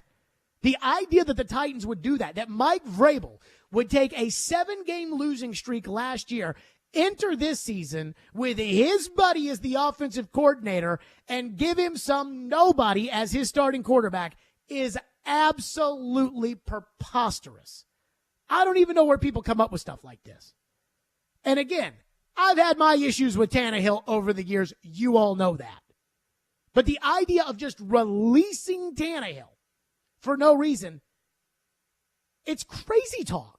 Like, how did this get submitted to an editor, and an editor at The Athletic read this and say, yeah, that makes sense. The Titans are going to release the starting quarterback they have when there's about 12 teams that don't have quarterbacks and are going to have to result to Sam Howell as their starting quarterback this season. And the Titans are just going to release a perfectly average starting quarterback into the group. Here are the other ones. Here are the other bold predictions. Seahawks give Geno Smith a multi-year deal. I wouldn't do that, but I wouldn't be surprised if they do. Cowboys keep Tony Pollard and Ezekiel Elliott. I'd be shocked by that. Jerry does not like to spend money. Giants tag Saquon Barkley and re-sign Daniel Jones. I think that's what's going to happen. The Houston Texans trade up to number 1. I guess I wouldn't be surprised by that. The Colts trade up to number 2. Nothing crazy there. But releasing Ryan Tannehill? Really? 615-737-1025 is the phone number. 615-737-1025 here on the program. The idea of releasing Tannehill for no reason. And I know there are some of you out there that think that. That's crazy. That is crazy talk. You want to talk about having a different quarterback, that's fine. You want to talk about trading for Lamar Jackson, they would never do it. But that's fine. But releasing Tannehill for nothing? No. Coming up next, New York radio has pondered the idea that Ryan Tannehill might be the Jets starting quarterback. And the conversation is fabulous. We'll get to that next. Stillman and Company, 102.5, 106.3 The Game. The college football season never stops. ESPN college football analyst Trevor Matich joins Stillman and Company every Tuesday at 4:30. They've got to do what Nick Saban in Alabama has done so successfully over the last 10 years. Presented by Houston Clinic Orthopedics on Nashville's best sports talk, 102.5 and 106.3 The Game and the Game Nashville app. You can trek through the savannas of Africa. Wait on the magic moment on the Great Plains of North America. Or find the thrills of Patagonia. You can book your dream hunt at the SEI Convention, coming to Nashville for the very first time. Come find your adventure February 22nd through February 25th. It's the ultimate sportsman's market, a place for every hunter. And this year, it's happening Music City style with sold-out performances by Big and Rich and Leonard Skinner. But you can still find your outdoor adventure and rock out with the Frontman with Gretchen Wilson. It's a celebration of the outdoor lifestyle, February 22nd through February 25th. Come find your adventure. Just log on to safariclub.org. One more time, that's safariclub.org. This convention will sell out, so reserve your spot today. Come find your adventure.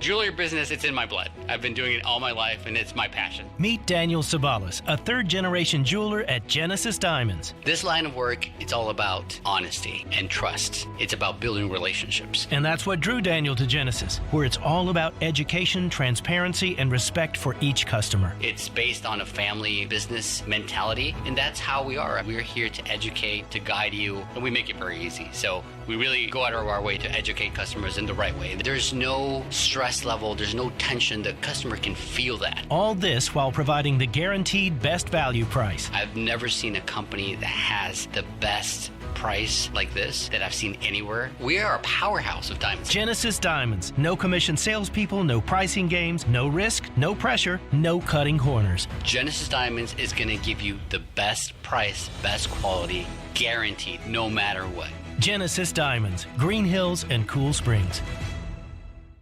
In football, we all take our hits, but protection keeps you in the game. That's why we always wore our helmet and our pads on the field. Life too comes at you with risks. So I got vaccinated and boosted for COVID-19. Hi, I'm former Tennessee Titans wide receiver Chris Sanders. Talk to your doctor and get the information that you need to make the informed choice. Gear up, Tennessee. Protect yourself and family against COVID-19. More information at nflagearup.org/Tennessee. Stop! Are you about to pay too much for new furniture? Then you need to come by Social Furniture on Charlotte Avenue in Nashville. Their President's Day sale is going on now. You can buy your new furniture today and get it today, but you do not have to pay today. During Social Furniture's President's Day sale, they have special financing for up to 60 months with no money down. Sectional sofas, mattresses, dining sets, bedroom sets, and more are up to 50% off. At Social Furniture, they say yes, yes, yes.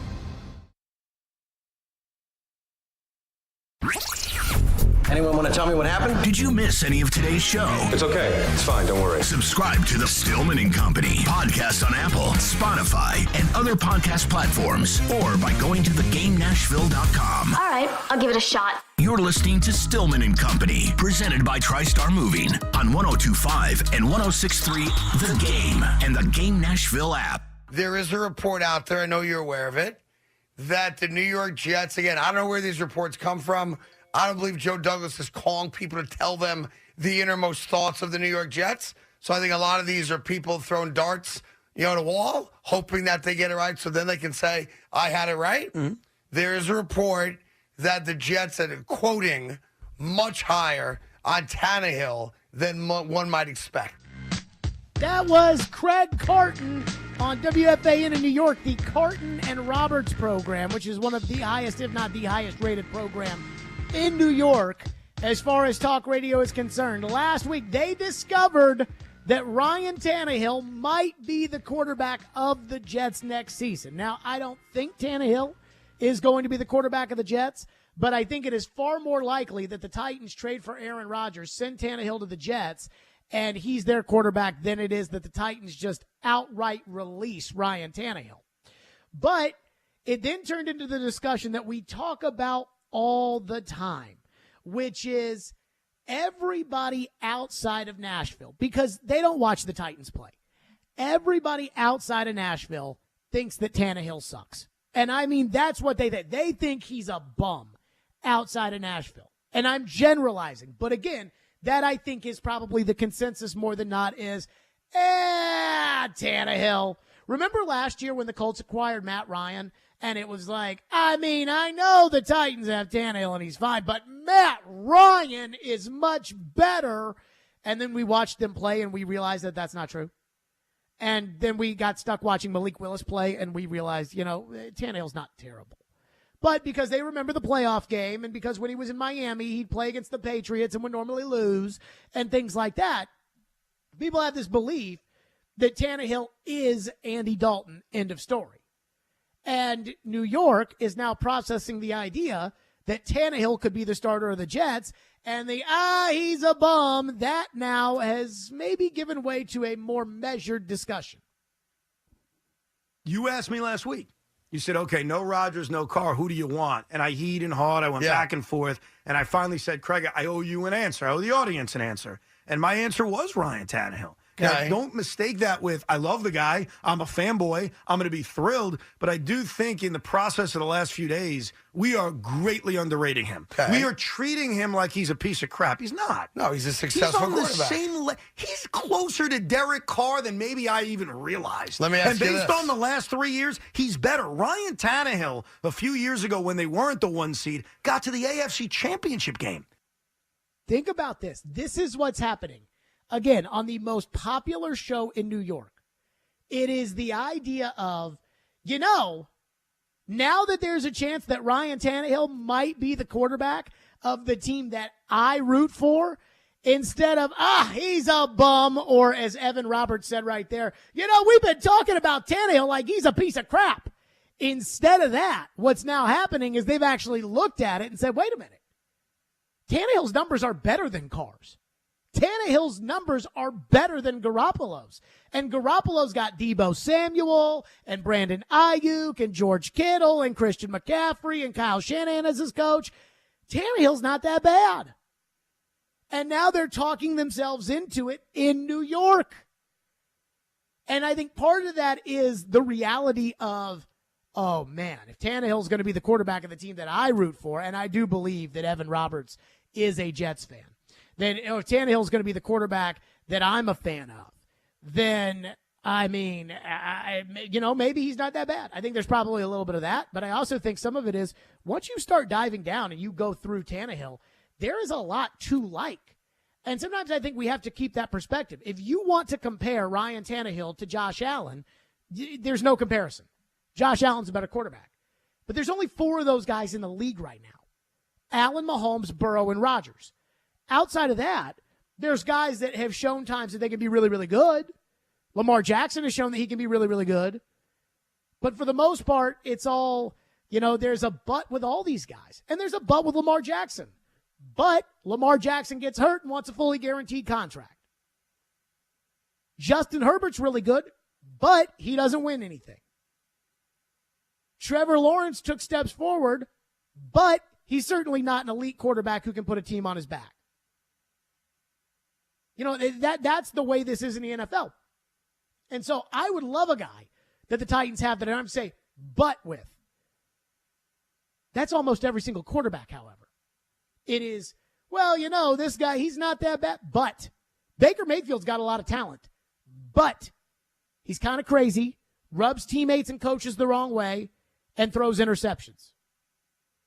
Everybody loves Derek Carr right now. Why? Because when the alternative to Derek Carr is Sam Darnold, you would like Derek Carr. When the alternative to Derek Carr is Patrick Mahomes, you would think he's a scrub. That's where Tannehill is. Tannehill, Kirk Cousins, those guys, they're right there in the middle. And that's why, again, I go back to that Athletic article that's like the Titans are going to release Ryan Tannehill because he's going to cost them $27 million next year. Really? That's why they're going to release Ryan Tannehill. Derek Carr may end up signing for $40 million. Daniel Jones may get a multi-year deal that is going to pay him $45 million a season. And 27 is too much for Ryan Tannehill. Daniel Jones is good, but it was 1 season with Brian Daboll. Geno Smith was good, but he stunk in New York. I can do this with every quarterback in the league who's not Joe Burrow. I can say, but. Dak Prescott is the definition of but. There's always a but at the end of the sentence for Dak Prescott. The other thing I love about this is I like Tannehill fine. I don't know how Tannehill feels about me. Not sure I necessarily care about it. But there is something about Ryan Tannehill as a quarterback in New York that I would absolutely freaking love. And he'd handle it fine. Like the outside noise, I don't think would tear Tannehill down or anything like that. Like it's not like putting Baker in New York. But I think Tannehill would hate it. I think Tannehill would hate being the quarterback in New York. I think the city wouldn't be his style. I think the attitudes wouldn't be his style. And I think there's a chance, just knowing what I know of New York, like I think Derek Carr could melt down over it. I don't think Tannehill will. But I do think that in New York, they would hate Tannehill. They would hate Tannehill because every time he'd get into a shooting match with Josh Allen, he would lose. But also because every time that he'd go to the podium and he'd talk like Ryan Tannehill talks, where he doesn't really say anything and it's all really positive, and he's one of the best coach-speaking quarterbacks I have ever seen. The only time that he really screwed up was when he did the inexcusable against Cincinnati, and then the subsequent press conference that he did after 3 months of not talking about Cincinnati. Other than that, Tannehill has had hundreds of press conferences here, and I'm not sure has ever really said anything that notable. But in New York, they would hate that. Oh, would they hate it?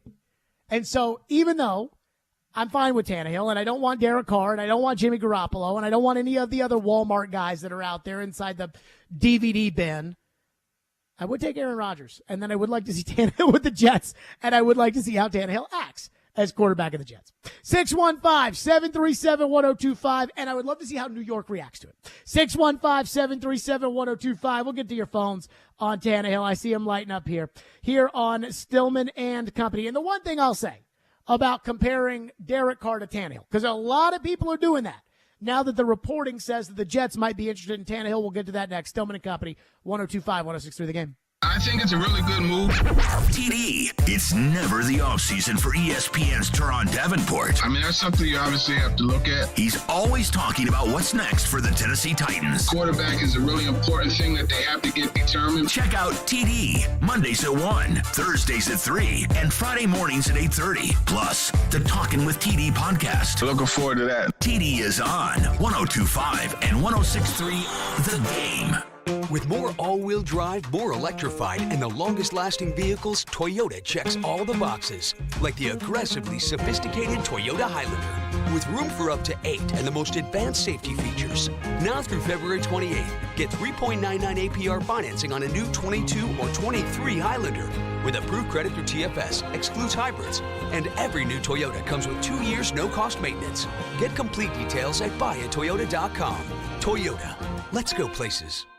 It's the final countdown on the Electronic Express President's Day sale. That means huge savings in every department at any of our convenient locations, including all 4K TVs, laptops and tablets, speakers, headphones, and more. Don't forget, we have up to 50% off all your appliance needs in stock and ready to deliver. Plus, get up to 5 years interest-free financing on furniture and mattress purchases. Shop in-store or online at electronicexpress.com. Sale ends Saturday. Electronic Express. We make it happen. Yes! Hey, Jim, everything okay? Did you see that catch? No. Yeah, I'm happy about the touchdown. Just things are kind of off with me and Tiffany. Hey, what's going on? It's a little embarrassing, but I'm not making it happen in the bedroom. I don't know what's going on with me. And now Tiffany's upset. She thinks I'm not attracted to her anymore. Hey, I had the same problem. But man, I found a secret. Oh, yeah? I started going to the Tennessee Men's Clinic for treatments, and boom, our sex life improved. Plus, I started taking testosterone, and I've got loads more energy. Tell me more. Maybe it'll work for me. The people at Tennessee Men's Clinic are low testosterone and ED specialists with multiple treatment options. It definitely helped me. And I got to tell you, now I can go the distance every time. Heather says I'm better than ever. Hey, I'm in. What's their contact info? You can book appointments online or just give them a call. Great. Thanks, man. Hey, could you move away from the TV? You can't see. Your first visit to the Tennessee Men's Clinic is only $99. Book your appointment today. Call 615-208-9090 or book online at TennesseeMen'sClinic.com. Visit our website to learn more, including side effects, treatments extra. Results vary. When Smashville wants to rock.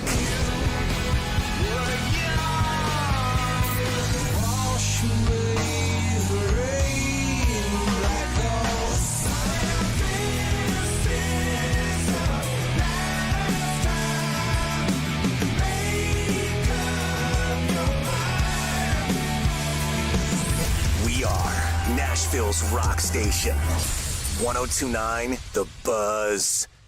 I can go from 0 to 60 way too fast. Who knew electric vehicle owners were having so much fun? 20 or 30 years ago, I owned a gas sports car, and this car is much quicker. It's a great, fun car to drive. When you put your foot on the accelerator, it just goes. They're fun, they're fast, they're efficient. Visit driveelectrictn.org to learn how you can start having fun driving an electric vehicle. Sponsored by the East Tennessee Clean Fuels Coalition, the Tennessee Association of Broadcasters, and this station. TSU basketball lives on 102.1 The Ville. Join Coach Brian Benny Collins and the Tigers for every great moment in the OVC. On your home for TSU basketball, 102.1 The Ville and The Ville app. What's happening in Nashville? This is Scott Van Pelt. You're listening to Nashville's best sports talk, ESPN 102.5 The Game.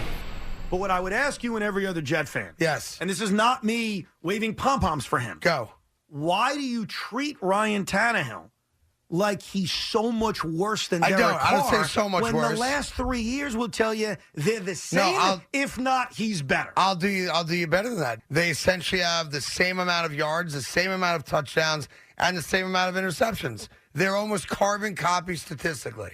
My feeling is that Tannehill has played on better teams, but if you told me I got Ryan Tannehill, okay, it's an upgrade. I just, for some reason, don't feel great about it. That was Carton Roberts on WFAN in New York saying, when Tannehill's quarterback of the Jets, it'll be fine. I do love that idea. Coach Shoup said this last week when he came on the show. And I took the career stats of Tannehill and Derek Carr, and I took the last 3 years between Tannehill and Derek Carr, and I took last season between Tannehill and Derek Carr, and how Tannehill's been the better quarterback and has significantly been the better quarterback both over the last 3 years and last season.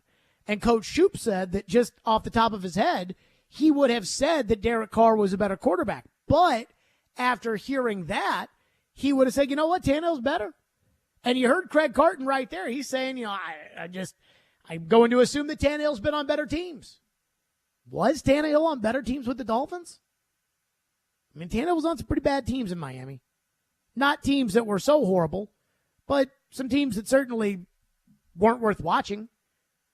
They weren't picking number 1 overall when Tannehill was the quarterback. Neither were the Raiders with Carr. So I don't think there's any argument other than the fact that Derek Carr is 2 or 3 years younger. I don't think that there's really any argument for Carr or Tannehill. They are what they are. They've all changed coaches, all changed coordinators, all had good players around them and had bad players around them and been in bad situations and made the Pro Bowl in other situations and lost in the playoffs. But Tannehill's a better quarterback. You cannot argue to me that Tannehill is not as good as Derek Carr.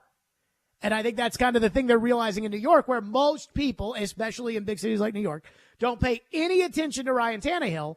I think that's what they're realizing, which is what every Titan fan needs to know, which is even though it could be better than Tannehill, and I want it to be better than Tannehill, and I pray for the day that the Titans have the elite franchise quarterback. And if Rand Carthon can find that guy, he'll have a job for as long as he wants it.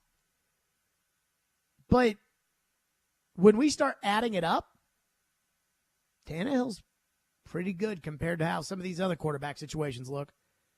I mean, think about Eric Bieniemy in Washington. I cannot understand why he would take that job. I was doing national radio last night, and I was talking about how somebody's got to tell me what the deal with Eric Bieniemy is. Like, somebody's got to tell me why he can't get a job.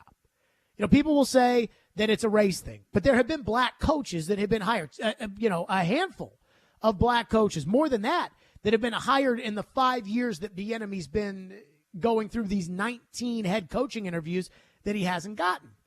And you could say, well, he doesn't call the plays in Kansas City, except that didn't stop Doug Peterson from getting a job, and that didn't stop Matt Nagy from getting a job, and that didn't stop Brad Childress from getting a job. So for some reason, it's stopping Eric Bieniemy.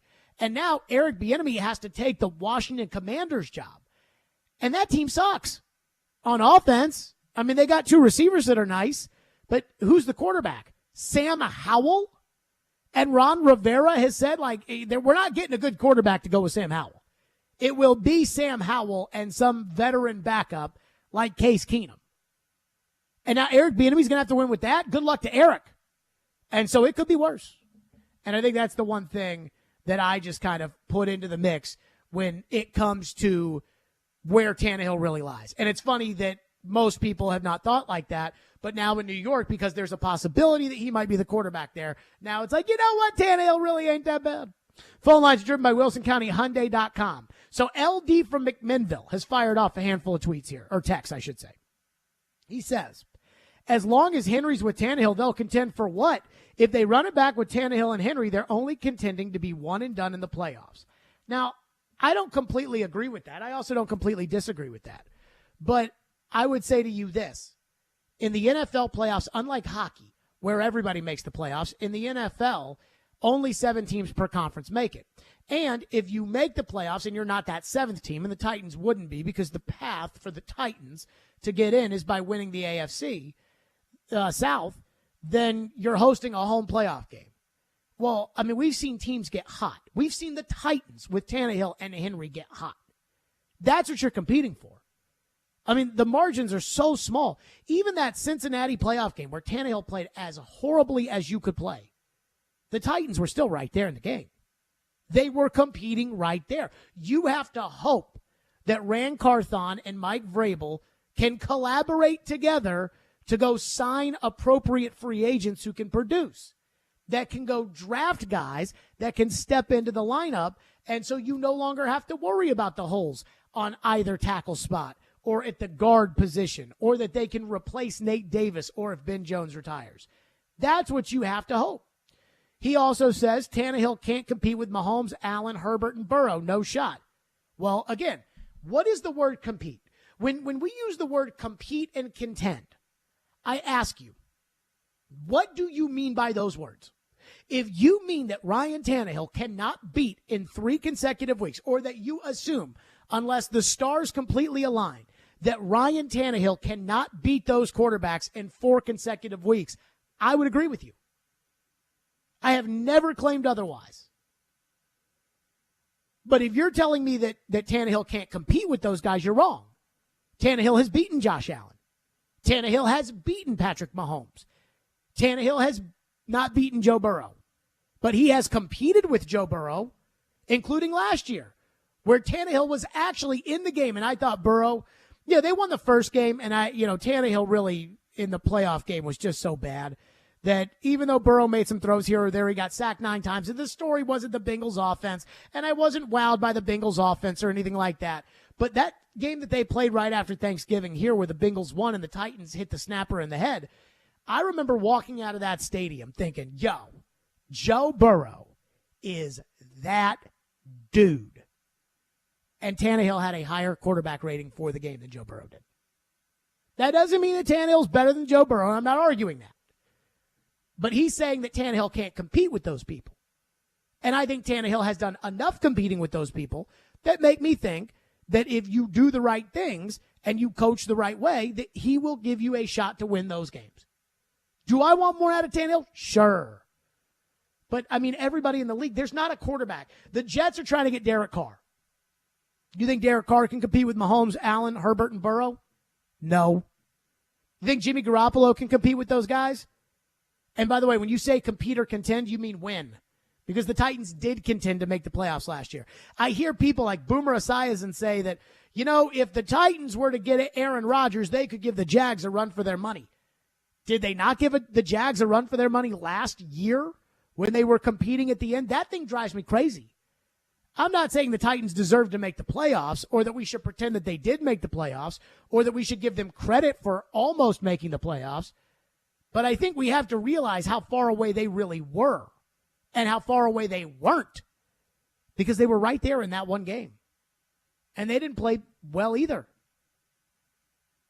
Texter says, you might want to listen to Paul Kaharski's latest podcast. It's not that far-fetched that the Titans give Malik Willis another shot. I am going to argue that I think it is that far-fetched that the Titans give Malik Willis a legitimate chance to be the starting quarterback next year. I would be stunned if Malik Willis is even the backup quarterback next year. I think they'll give him a chance in the preseason to compete for the number 2 job. And after what we saw in the NFC Championship game, it would not surprise me if the Titans decided to carry 3 quarterbacks. I would not be surprised after what happened in the NFC Championship game if the NFL either changes the rule on the 3rd quarterback or if teams on their own just decide, okay, we don't need 4 active tight ends and 7 active receivers. Let's carry a 3rd quarterback just in case that happens. And if that's the case, I could see Malik being the 3rd quarterback. But as far as giving Malik Willis a shot to be the quarterback of the Titans, no. And I'm going to tell you why they're not going to do that. And I don't know, again, I didn't listen to Kaharski's podcast, so I can't tell you what Kaharski's point for that would be. I mean, I think that takes a little crazy. But Mike Vrabel ended the season last year on a 7-game losing streak. That does come over into next season. You want to make that a 10-game losing streak? Start Malik for the first 3 next year, see what happens. He's not going to do that. He's not going to risk his job on it. Texter says, I don't need Tannehill to beat Burrow or Allen or Mahomes. I need him to beat the defenses. The Titans defense needs to be built to beat those quarterbacks. You know what we mean. Texter says, I think it's fair to say Tannehill is just as good as Eli. Eli Manning had a few more pieces and got them over the top. Eli Manning had some freaking stones. Even though Eli would do some dumb things on the football field, and Eli was certainly not perfect, and Eli lost a lot of games, a .500 quarterback for his career. When it came to those big games like Brett Favre at Lambeau Field or Aaron Rodgers in the playoffs at Lambeau Field or Brady in these Super Bowls or whatever it may be, Eli Manning had some freaking stones. And I like Tannehill, but I do question if Tannehill's got that inside of him. I don't question that with Eli Manning. I don't even question that with Eli Manning now. And I don't think Eli Manning has won a playoff game for 11 years. But I do not question the fact that big game ball in Eli's hands, then you got 3 of them. Because that's how Eli was in those big spots. The stage didn't faze Eli. The 4th in a billion didn't faze Eli. Tannehill doesn't have that. And the Ravens playoff game was all you needed to see that with Tannehill. 615-737-1025 is our phone number, 615-737-1025. So I thought we had all figured something out in the NFL, but apparently I'm the only one who's figured it out. Now, I figured it out well ahead of everybody else, but I figured now we were all on the same page. Apparently we're not, and that's not coming from me or some media guy's take. It's coming from coaches in the league. We'll get to that next. Stillman and Company, 102.5, 106.3 The Game. Hiller Plumbing, Heating, Cooling, and Electrical. Those are my guys. Hiller has been taking care of my home for years, and they can do the exact same for you. You know I love when Hiller shows up to my home. I hate that something's usually wrong when they do, unless they're giving me the Happy Hiller Club tune-up. But I always love when they leave because I know that they did an A-plus job, and they do every time. So if you want to kick off this year with something that you need for your home, get something you want at the same time. Pick a prize like a free 55-inch TV, an Apple iPad, Solo Stove, or Nintendo Switch when you purchase a new whole home generator or select new HVAC systems. Or get a free 55-inch TV, a Nintendo Switch, or a Solo Stove when you upgrade to a new tankless water heater. There's no better time to take care of your necessary home replacements than right now. That's Hiller Plumbing, Heating, Cooling, and Electrical. My guys, proud supporters of the Preds, the Vols, and Vandy. Hiller, call the Happy Face Truck today. Every Wednesday at 8:30. Join Robbie and Rexroad for The Choice is Yours. 2 sports questions, 2 non-sports questions. They'll answer a couple of questions about life and sports. The Choice is Yours is built by Jarrett Companies. You have a choice. So when you have a need for site and utility work, fire protection, concrete and asphalt services, the choice is simple. It's Jarrett Companies. For more, visit JarrettCompaniesInc.com. The Choice is Yours. Wednesdays at 8:30 on 102.5 and 106.3 The Game and the Game Nashville app. Now is a fantastic time to sell in Nashville, but you can't do it without the intel. And no one has better intel than the Gary Ashton team. You may be wondering, what is this intel I keep hearing about? Intel so you can sell your home without any staging or showings. Intel on where to find your next home so you can sell your current one while the market's hot. Intel that helps you win the buyer battle and cash in on your home equity now. Everyone else is getting the same information and competing for the same properties. GaryAshton.com gives you the edge with the best real estate intel in Nashville. No one else even comes close. Plus, the Gary Ashton team is the official real estate agent for the Preds. Get the confidence to sell your home and find your dream address without the stress. Call the Gary Ashton team with RE/MAX Advantage today at 615-301-1650 or visit GaryAshton.com. And remember, don't sell without the intel. When you want live and local. If they were just better at the offensive line. You could be a contender in the AFC again. They've had more winning seasons than not. 102.5 and 106.3 The Game has you covered. Looking for some national programming? Why do I want to get a running back like that 5 more years? The AFC now is so deep at quarterback. Check out 94.9 The Fan. Nashville's home for all things sports is 102.5 and 106.3 The Game and 94.9 The Fan.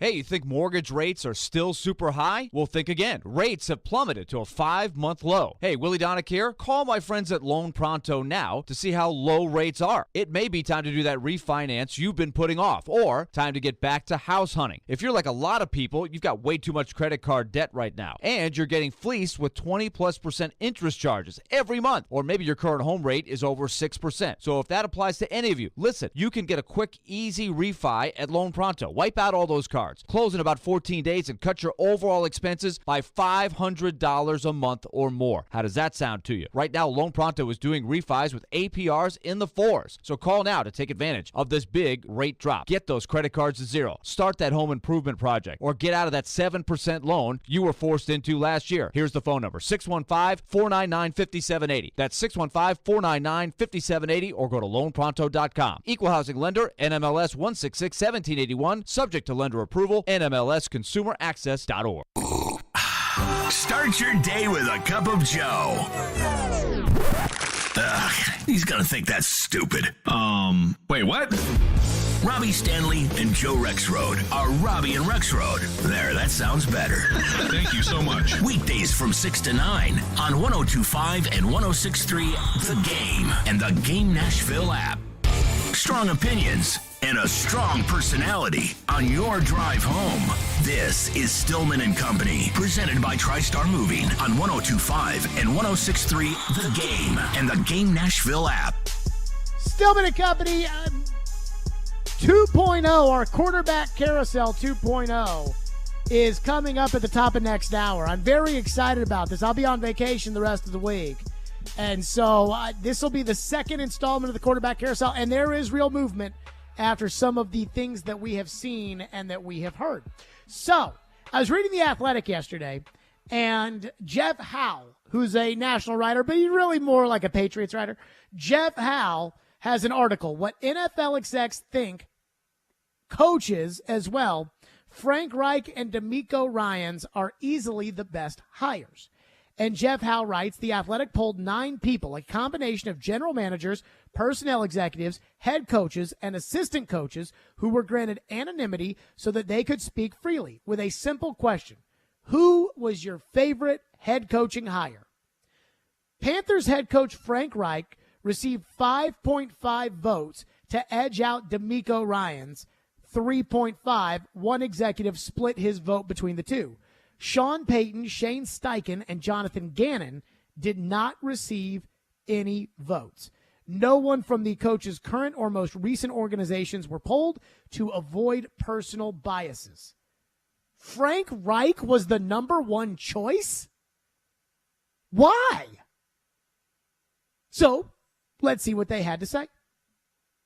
Considering how regarded the coaches are, it looks like the Panthers did a good job with their hiring process. Quote, love them all, one head coach said after the 5 hires. I like Frank a lot, an assistant coach said. He needs time to get it going, but I think he's a very good hire. For what they need, he will do very well. An executive said, I think Frank is a great match with Scott Fitterer, who's the general manager there. A second assistant coach said, I honestly like Frank Reich as a coach. I do think he's good, and if he hires a good staff. Maybe Doug Peterson 2.0.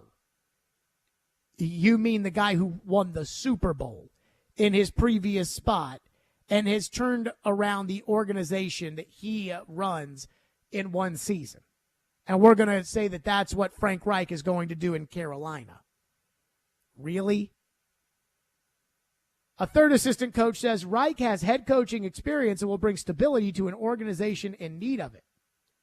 Let me stop right there. Now, I'm not comparing these hires because I really don't like the individual hires for these specific teams. I don't like DeMeco Ryans to the Texans because I think that the Texans should have hired an offensive guru type coach, i.e. Sean Payton, in order to take care of whatever quarterback it is that they're probably going to draft for the second overall pick.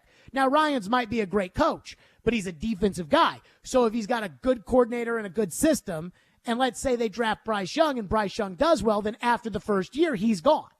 So I'm not sure I necessarily like that. But here's the thing I don't get it with Frank Reich.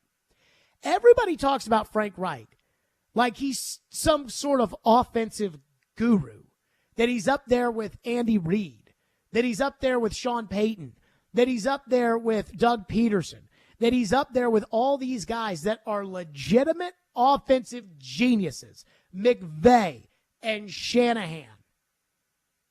Not some goofball who went to Indianapolis and after Andrew Luck retired, which, not that that's his fault. I don't blame him for that. I think that damage was done before he got there. But after Andrew Luck retired, they were honestly kind of crappy on offense. And they'll say, well, that wasn't his fault. But was it? Not, I mean, he was the coach. 25th. So Andrew Luck retires. I think they had the 8th ranked offense in 2018 with Andrew Luck. Andrew Luck retires. And by the way, we could have a pretty good offense with Andrew Luck at the quarterback if I was the coach, because it's Andrew Luck. 25th that first year with Jacoby Brissett. 10th with Phillip Rivers. 16th with Carson Wentz. 27th this last year with that consortium of bozos they had at quarterback. And that does include the end of the year with Jeff Saturday and all that. But in reality, I mean, I think we know that that's still Frank Reich's team. So again, 25, 10, 16, 27. So what? He's 10th when he has Phillip Rivers? When he has an above average quarterback, he's okay? Well, that's the case with everybody in the league. Everybody wins a little bit with Phillip Rivers. And that team was the 7th seed in the AFC playoffs and got bounced in the first round. They really weren't that good. So Frank Reich is not a is not a water-to-wine offensive guru who can win almost every game with Mr. Irrelevant as his quarterback like Kyle Shanahan can. And yet, it drives me insane. And it drove me more insane when it was the Colts, and it was an everyday thing. But it drives me insane when I hear people talk about Frank Reich, and they're just like, oh, Frank Reich, he'll get it done in Carolina. Frank Reich, hey, the Colts, they've got Frank Reich. You better watch out for that. And I'm like, where is the success that I need to be afraid of? I told you all, I never wanted Indianapolis to fire Frank Reich because then there's a chance that they could have hired a good coach. Now, Shane Steichen, I don't know anything about him. He might be a great coach. He might be terrible. I don't know. But I had the bird in the hand with Frank Reich, who I thought was a total bozo. I had the bird in the hand when he was coaching Indianapolis. When they had arguably the best running back in the league, and he's talking about we want to throw it more with Matt Ryan and no receivers. That's what I wanted. I really wanted them to hire Jeff Saturday. But I knew that, if common logic made its way into Jim Irsay's brain, which is by no means a guarantee, but if that had happened, then I knew there was a pretty good chance that wasn't going to come to fruition. But I'm glad Chris Ballard's still there, and hopefully he'll have the same no receivers that they've had in the past. But I'm worried the Colts could have hired a good coach. It's wild, like this idea of, oh, man, I'll tell you what, I think Frank Reich is a great coach. Based on what? I mean, I don't think Frank Reich is the worst coach. I don't think Frank Reich is going to be an unmitigated disaster in Carolina like Urban Meyer was running Jacksonville. But I don't think Frank Reich is going to win the Super Bowl in Carolina. I think what's going to happen is it's going to be like what it was in Indy, which is a bunch of empty promises and a lot of questions as to why they can't ever find the quarterback. and a lot of why they can't develop the quarterback. And I think in 4 or 5 years, Frank will be out of there too. And I guess that when that happens, everybody, oh no, Jared, Frank Reich is a guru. Texter says, why don't you give Reich a chance before you bash him? Because we did give him a chance. We gave him Indianapolis. And everybody says, oh man, he's a great coach. And for all those years that he was a great coach, I never saw it. You never saw it. We never saw it out of the Indianapolis Colts. And that includes last year where everybody and their grandma was picking the Colts to win the division because they got Matt Ryan. Remember that? I do. Texter says, not including the Bengals game, if you go back and watch all the playoff games Ryan Tannehill's played, you will see that he did have those Eli Manning stones. He executed nearly perfectly. That's not true. That is not true. That Ravens playoff game, they had a 3rd down and 2 where he threw an incomplete pass to a double Jonnu Smith, and he had Cam Batson wide open in the middle of the field. He missed A.J. Brown, who was wide open at the top of the screen on the pass that got intercepted at the end of the game for Khalif Raymond. Do not try to do this. You know, where you try to say things like, oh, well, this happened. No, it did not. And I was here for that, and I remember that. You know, sometimes I feel bad for people that haven't been here for a while, that somebody will say something and it'll go over their head because you can't do that to me. You can't tell me about that Bengals game. One errant pass that was almost picked in the Chiefs game, that was about it. I mean, that was the Arthur Smith game that he didn't have a wide-open Cam Batson, who was just standing there in the middle of the field. Jacob from Murfreesboro says, who would you rather have for the next 3 years, Tannehill or Daniel Jones? I'd rather have Daniel Jones. There is still some upside there with Daniel Jones, and I think the money will show you that Daniel Jones is more in demand than Tannehill right now. 615-737-1025, part 2 of our quarterback carousel. The latest update, we will spin the wheel. We'll do that next on Stillman and Company, 102.5, 106.3 The Game. Stuck at work without a radio? Wait a minute, disastrous. I hate that. It's got to be there. That's okay. Download the Game Nashville app or go to thegamenashville.com and listen live. We are Nashville's best sports talk, 102.5 and 106.3 The Game. ElectronicExpress.com. We make it happen. At the law office of Amanda J. Gentry, we are committed to defending your rights. Being arrested doesn't have to be the worst day of your life. Being served with custody paperwork doesn't have to be the worst day of your life. It may feel that way, but if you have Amanda J. Gentry representing you, you can feel confident that you're going to have the best quality representation in all of Middle Tennessee. Amanda J. Gentry goes wherever justice demands. 615-604-6263. AmandaJGentry.com. If you missed the latest from Caroline, Willie, and D-Mace. What's your realistic assessment of the team? And then at the trade deadline, if you're falling back, then what's the number where you're like, look, the math is this, the math isn't good, right? So we got to make moves accordingly. If I was GM, honestly, the number of points back wouldn't matter to me. Really? Because my mind is made up. Okay. Because I've seen what I needed to see from this team at where it stands. And also, so even if they're even with Minnesota and Calgary by that time. Because at that point, you would be right where you need to be to skate into the playoffs, no pun intended. And that's just not enough for me anymore. Because where it would stand was you could get into the playoffs, and then you might be matched up with the team that's just that much better than you, and then it's a first-round exit. And I know. And who would be that team? Anything can happen in the playoffs. Maybe a Dallas, maybe a Seattle. I don't know what that would be. Caroline, Willie, and D-Mace. Weekdays from 11 to 2 on 102.5 and 106.3 The Game and the Game Nashville app. When experience matters, trust Houston Clinic Orthopedics. If you have painful joints, arthroscopic surgery may be the cure to solve your pain. Arthroscopic surgery is minimally invasive and provides faster recovery time. The experienced doctors at Houston Clinic Orthopedics may be able to get you feeling back to normal with an arthroscopic surgery of your knee, shoulder, hip, elbow, wrist, or ankle. Each of the 10 locations in Middle Tennessee has an arthroscopic surgeon that can determine if this type of surgery is the best option for you. Visit tn.houston.com to learn more and to book an appointment. Houston Clinic Orthopedics. When experience matters. Now, your Game Center update. This Game Center update is brought to you by the law offices of Amanda J. Gentry. The Nashville Predators had an up-and-down weekend as they beat Florida on Saturday, but fell to Minnesota on Sunday on a late goal by the Wild to give them a 4-3 win. Head Head coach John Hines after the game on Sunday. I think the way that we approached the weekend, we had a goal to get 4 points. We only got 2. We split the weekend, and we got to have a day off tomorrow, and then we got another big week. So, we didn't have a great game against Boston and didn't get too low on that. Came back and played 2 pretty good games. So we got to make sure we're in that same mindset and not sit in this game. And, whatever, emotions you feel after this game, you got to bring that into Tuesday's game.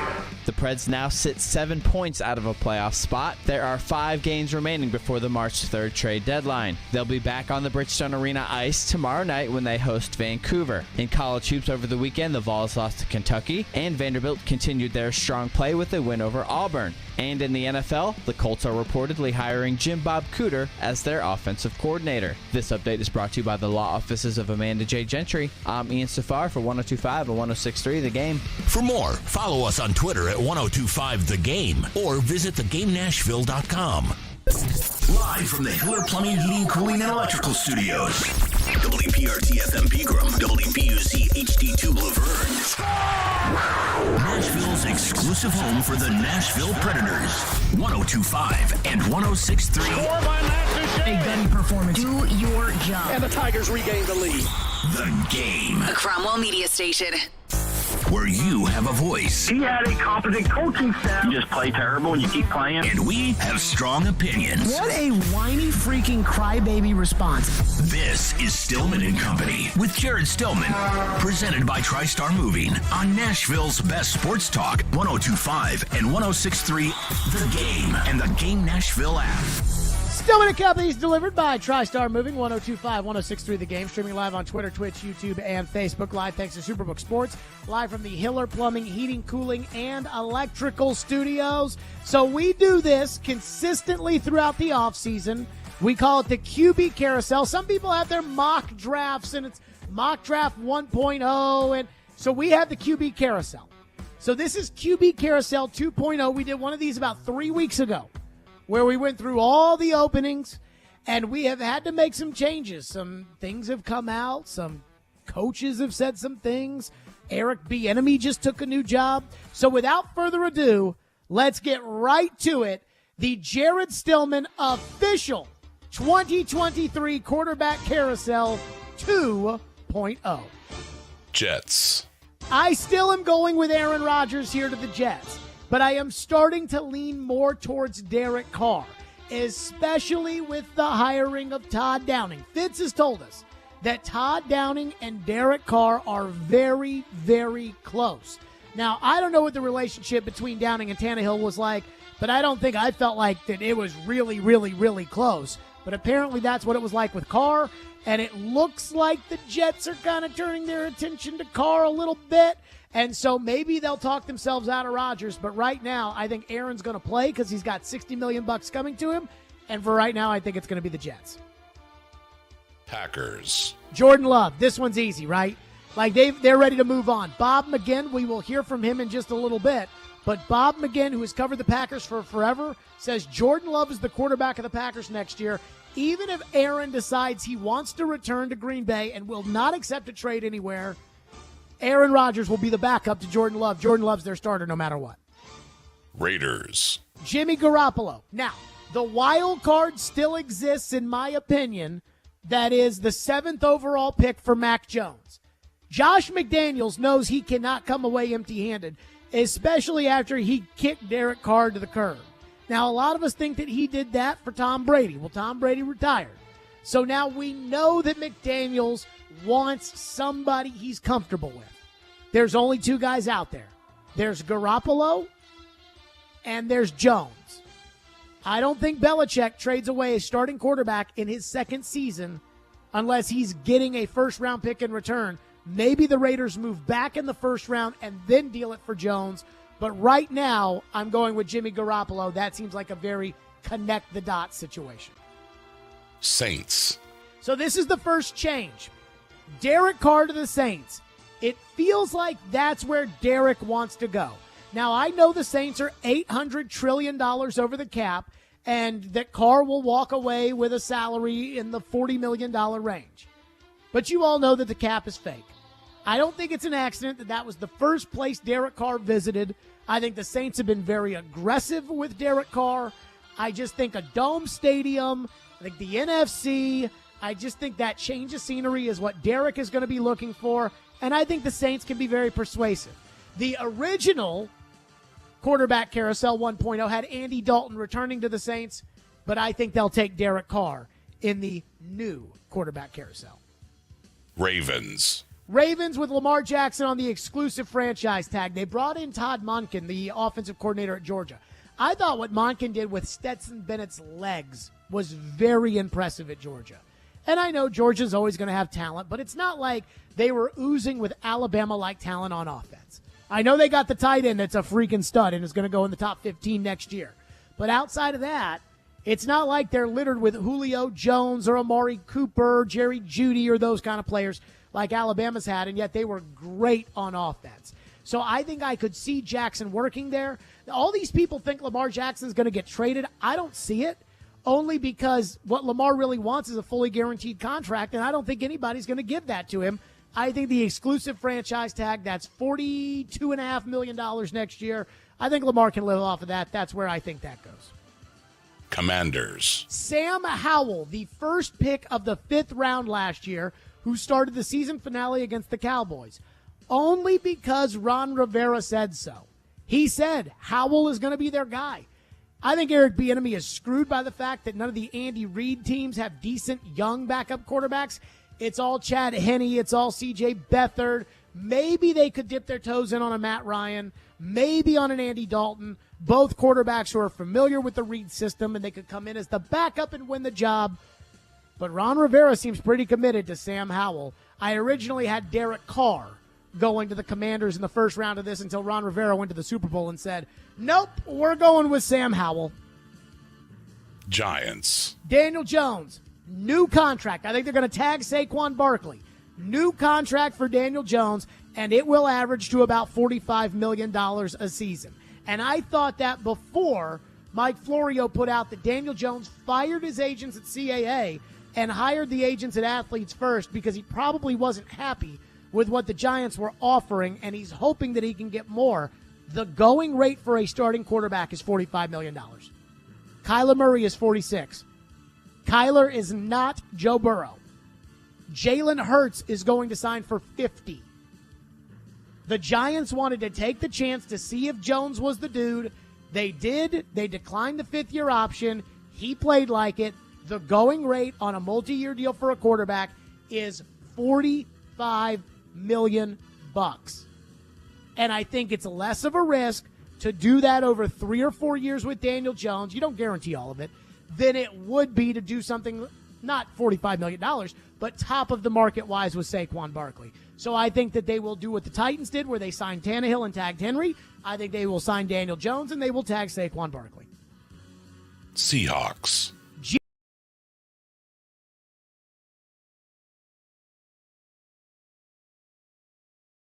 As opposed to the $42 million one for Lamar Jackson.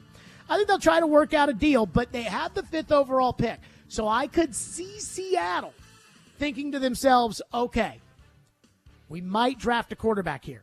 If the quarterback we like is there at 5, we'll do it. You put the tag on Geno Smith. He's there for a year at $32 million, which is not the end of the world. And if not, if you don't draft your guy, then you have plenty of time to work out a long-term deal with Geno Smith. But I think Geno Smith will take the snaps on week 1, and I think he will get the franchise tag. And with that, I say, take that, Mark Dominic.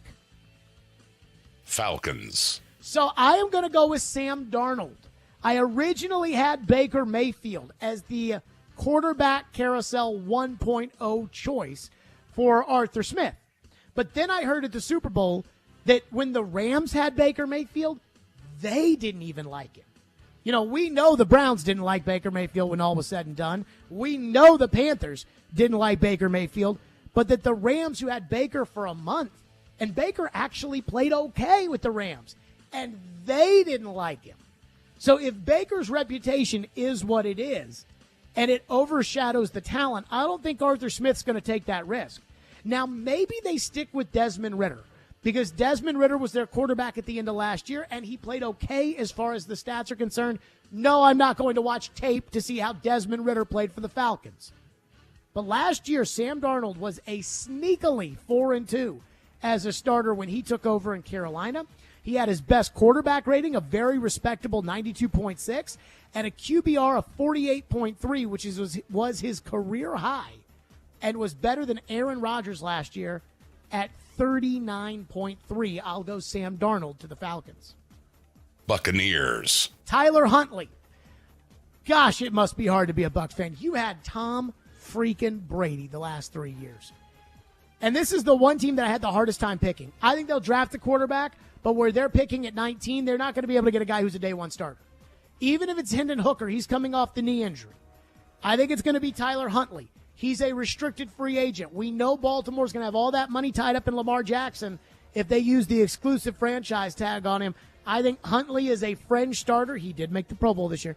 I think he's a fringe starter. Tyler Huntley is the bridge guy in Tampa for the Buccaneers. Colts. This is a change. Bryce Young with the number 1 overall pick. Jim Irsay let the cat out of the bag that he likes Bryce Young at Shane Steichen's introductory press conference. Irsay will pay a king's ransom with the Bears to move up to number 1 and draft Bryce Young. And remember that Ryan Poles, the general manager in Chicago, has a relationship with Chris Ballard. They work together in Kansas City. And Matt Eberflus, the head coach, was the defensive coordinator with Ballard under Frank Reich in Indianapolis. I think they make the move. I think they pay through the tush in order to be able to move up to number 1 and draft Bryce Young. Originally, I had Will Levis with the 4th overall pick going to Indianapolis. Texans. C.J. Stroud goes at number 2. He checks every box, even though, in my opinion, he's not as good as Bryce Young is. But he checks every box. He's got the size. He's got the athleticism. He's got enough power in his arm. He was an accurate enough passer in college. And he did, at least once, play well against high competition in the Peach Bowl against Georgia. I think that's enough for the Texans to stay at 2, even though they probably want Bryce Young more. I think the Texans will stay at 2, and they'll take C.J. Stroud. I originally had them going with Bryce Young. Panthers. Will Levis. So I originally had C.J. Stroud. It's kind of a musical chairs between the 3. The Panthers are picking at 9, but I think they'll move up. David Tepper wants his quarterback. And so you got to draft it. And he knows that. He's tried everything.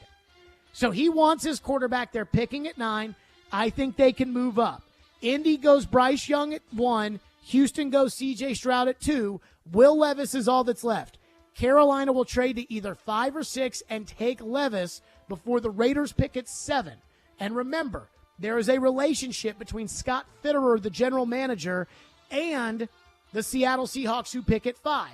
There's also a relationship with Frank Reich and everybody in Indianapolis, as we know. I think they'll move up, but I still think they'll get the 3rd quarterback, and I think it will be Will Levis. 49ers. I think it's still Brock Purdy's job if he's healthy. Now, I do not believe that the 49ers would have been able to keep Trey Lance on the roster if Brock Purdy did not get hurt in the NFC Championship game, but he did. And so instead of the idea that Brock Purdy has to compete for his job and look over his shoulder at the guy that Kyle Shanahan traded 3 first-round picks in order to move up and take, Brock Purdy understands Trey Lance is the insurance policy.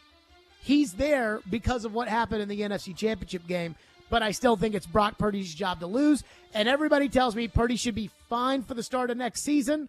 I think Purdy has earned the job for next year if he is healthy. If not, it'll be Trey Lance. Titans. Last but not least, it's still Ryan Tannehill. I had him in the original quarterback carousel, and I have him in this one. Ryan Tannehill's going to be the quarterback, I assume. I know the Jets have put it out there that they're interested in Tannehill, but unless Aaron Rodgers ends up as the quarterback in Nashville, something that I'd love to see, I just don't see the Titans moving off of Ryan Tannehill. And it's a very reasonable price. $27 million is very reasonable for a quarterback when we're talking about Daniel Jones signing for $45 million. So I think Ryan Tannehill at $27 million, unless the Titans end up with Aaron Rodgers, I think Tannehill's the guy. That is the quarterback carousel 2.0. As more information and news breaks, we will continue to update the quarterback carousel. Speaking of Aaron Rodgers, there is a report that people have kind of read but maybe haven't heard the context of about how Green Bay is done with Aaron. We've got that audio.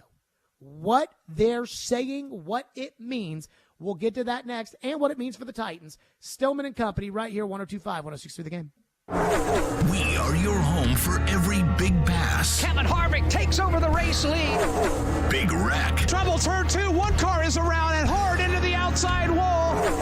And big win. Austin Dillon wins at Daytona. Catch every lap of NASCAR on 102.5 and 106.3 The Game and the Game Nashville app.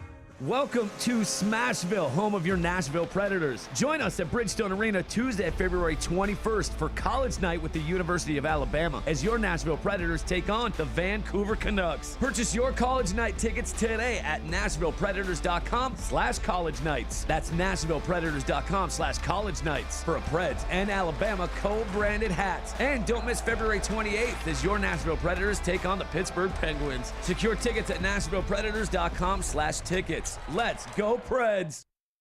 Genesis is actually a new beginning. Genesis Diamonds owner Boaz Ramon talking about why it's called Genesis. I love the symbolism of the name. It's a new beginning. Boaz wanted the name of his company to mean something, to reflect his core values and the importance of starting relationships for people in love, as well as the relationship he wants with each and every customer. It's a new beginning in their life for the relationship between us, the jeweler, the Genesis Diamond, and the customer, and it should last forever. Everything we do is for the customer. Walk into Genesis and you can feel it. Genuine people who are solely focused on celebrating the best moments of your life. Is not only my passion, is my culture. Genesis is the book where God created the world, the day and night, the man and the woman. Every diamond engagement ring that we specially created for the customer is a new beginning for amazing, lasting relationship. Come start your amazing, lasting relationship today at Genesis Diamonds, Green Hills and Cool Springs. If you missed the latest from Stillman and Company. Chris Sanders joins us now on the program. Todd McShay mock draft comes out. He's got Paris Johnson, the left tackle from The Ohio State University. Let's go. With the 11th overall pick. What do you think's a bigger need for the Titans in the draft? Left tackle or wide receiver? Ooh, I'm going to offensive line. You have to get a tackle, because if you go out and get a big-time wide receiver or get a big-time, guy in the free agent-wise, but if you can't protect, it ain't going to make a difference. So start with the offensive line, build at the wide receiver position, and then you can be successful. But at this time, you got to fix the situation offensive line. You got Taylor Dewan. We don't know what's going on with him. We don't know if he's we know he's gone. Well, he's gone. But then you got Ben Jones. You got Petit Ferreira from The Ohio State University. You got to fix the line. You got to get somebody to come here and be a dog on offensive line. Stillman and Company, weekdays from 2 to 6 on 102.5 and 106.3 The Game and the Game Nashville app. More than 95% of people incarcerated will come home like I did. I'm William Arnold, director of the new Tennessee Office of Reentry. When they come home, we want to be ready to help remove barriers to employment. It's okay if you've been incarcerated or justice involved. Help is available. Go to tnworkready.com or visit your local American Job Center. Brought to you by the Tennessee Department of Labor and Workforce Development, the Tennessee Association of Broadcasters, and this station. tnworkready.com. We try to stay cool by being on social media. I'm with it. I'm hip. Follow us on Twitter at 1025 The Game and on Instagram at 1025 The Game Nashville. Hey! Oh, yeah. And like us on Facebook, too. You're listening to Stillman and Company, presented by TriStar Moving on 1025 and 106.3 The Game and the Game Nashville app. As of right now, Tyler, I'm convinced, based on my own instincts and knowing the NFL and knowing what happens after all these defeats, and discussions with someone who had just firsthand knowledge of this organization's, of the Packers' internal debates, that they are done with Rodgers. That's the way it is right now, that he's not coming back. I mean, they're disgusted with him, and they're done with him, and they're moving on. And, you know, this is going to involve money and a trade partner and all kinds of things. But I'm totally convinced he will not be their starting quarterback this year. There you go. That was Bob McGinn, who has been covering the Packers for years. Not years, decades. Bob McGinn says they are done with Aaron Rodgers in Green Bay. That was from the Go Long TD podcast, in which you have to be a subscriber in order to hear between Bob McGinn and Tyler Dunn. And they were kind enough to allow me to be able to use that audio, give me the audio, and let me use it. Again, you can subscribe at golongtd.com. And so right there, Bob McGinn says, from my understanding of it, they are done with Aaron Rodgers. In fact, they are so done with Aaron Rodgers, Bob McGinn says, that even if Aaron emerges from the darkness and decides that he wants to play for the Packers, they will not start him. They love Jordan Love. They think he is the second coming now. They have seen enough in practice for 3 years that they believe he is like Rodgers 2.0. That's where this organization is coming from right now. They have turned the page, just like they did to Favre in June and July, those months there, the summer of 2008. And I don't see it changing. I mean, even if Rodgers comes back to collect that $59 million, I think he's the backup. And he can try to, he could try to ruin the whole operation. I'm sure he would. But he knows that's not going to happen, and he's going to accept a trade somewhere. Okay. So he's telling you, again, the Packers are so done with Aaron that even if he wants to come back, it's either you're going to be the backup or you're going to accept a trade. And Aaron Rodgers is not going to be a backup quarterback. So that means that Aaron is going to be traded. Now, we have done this so many times, but we've gone over the AFC. The Packers reportedly aren't interested in sending Aaron to an NFC team. So take out the NFC, at least for right now. We know the Packers, if they have a choice between either paying Aaron $60 million or not paying Aaron $60 million, we know the Packers are going to make the choice to not do it, and that's how Aaron's contract is structured.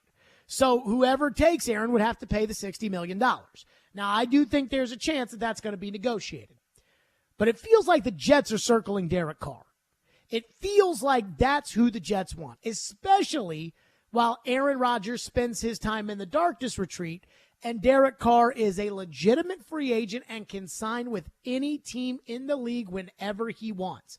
Garoppolo has to wait until next month. Carr doesn't. So the Jets are circling Derek Carr. They just hired Todd Downing, who we all know is a total bozo, but we know he's friends with Derek Carr. So keep an eye on that. If that's the case, between teams that either aren't competitive enough for an Aaron Rodgers, like the Texans or the Colts, or teams that either have expensive quarterbacks they can't move, like Deshaun Watson or Russell Wilson, and the teams in the conference that have elite quarterbacks like Kansas City, Buffalo, and Cincinnati, or quarterbacks who they ride with, who they think can be elite, like Pittsburgh or Jacksonville, there's really only 3 teams that make any sense for Aaron Rodgers. There's the Titans, there's the Jets, and there's the Raiders. If you want to throw the Ravens into this, you can, but I still don't think they're going to trade Lamar Jackson because I don't think anybody's going to give Lamar Jackson a fully guaranteed contract, nor should they. But here's the real kicker, at least as far as I'm concerned. There's 3 quarterbacks for 4 spots, which means between Garoppolo, Carr, and Tannehill, you have 3 for 3. Rodgers is 4. But think about this. The other guys can go to the NFC. The Titans are the only team that can dip their toes in and be okay. They can be okay if they don't get Aaron because they already have a quarterback. Right now, Derek Carr could tell the Jets, I need an offer today or else I'm going to the Saints. I need an offer today or else I'm going to Tampa or I'm going to Carolina or I'm going to Atlanta. And if you're the Jets, you don't have any quarterback. So now you're going to risk the possibility that you should wait on it? I don't think they're going to do that. I think they would give the offer right now. With Garoppolo, he's got an injury history. But the Raiders probably seem pretty locked in on him. I don't think the Raiders, from a money standpoint, if they can't afford to fire Josh McDaniels, can they really afford to pay Aaron Rodgers $60 million? So the options are starting to dwindle as to where he can go. And here's the other thing that I've been doing a lot of thinking about, which is you heard Bob McGinn talk about how done the Packers are, just how across the board done they are. In fact, Bob McGinn continued with that, and he said that it's not just one guy in Green Bay that's done with Aaron. This is everybody, I'm told. This is Murphy, this is LaFleur, this is Gutekunst, this is the whole shooting match. That they've turned the page. They don't see Rodgers as a guy who's really working hard anymore. They see a guy who, when he reported this year, his body wasn't as so-called tight and strong as it was. They see a guy who's, blew off the offseason last year, and they can all this gobbledygook about what they say in pressers, but that just infuriated them. They're done, and it's a hard guy to be done with, but because he's going to be on McAfee and do all this stuff and undermine the organization as best he can because he doesn't care. But they're moving on, and that's the way it is. Okay, if they're moving on from a $60 million quarterback and the options are either they trade him or he becomes a backup, they're not going to get a first-round pick for him. They're just not. I mean, if they've decided we are done with this $60 million quarterback, no matter what, they're not going to get a first-round pick for him. And they can't deal him until the start of the new league year, which means at that point, Derek Carr will already be signed. And Jimmy Garoppolo, because tampering is a real thing, they will already probably know where Jimmy Garoppolo is going to go if they don't already know now. Which means the Raiders could already have Jimmy Garoppolo by the time it gets to dealing Aaron Rodgers. Which means that Derek Carr could sign with the Jets tomorrow. I don't think you're getting a first-round pick for a $60 million quarterback that you don't want. Do you know what Brett Favre went for when he went to the Jets? A third-round pick, excuse me. I heard Mike Tannenbaum talking about this, and he was the general manager in New York at the time on ESPN this morning. And I heard Mike Tannenbaum basically say the reason that they were able to do that was because they had Chad Pennington as their starting quarterback. And Chad Pennington was no scrub, but he wasn't a really good quarterback. So when Favre became available for a third-round pick, they could do it because they knew that if they didn't get the deal done, then they had Chad Pennington. Gee, who's that sound like? That's where the Titans are. I don't think Aaron Rodgers is coming to the Titans. I'll be shocked if Aaron Rodgers ends up as the Titans quarterback, but I'm not ruling it out. And I go back to something Robbie Stanley said to me a couple weeks ago, which I do believe. He said this year, and you all know Robbie's a Packer fan, he said this year feels like a 180 compared to last year. Where last year felt like, yeah, there's all this talk, but ultimately Aaron's going to come back and he and the Packers are going to work it out. And this year, the Packers are telling him, get out, go.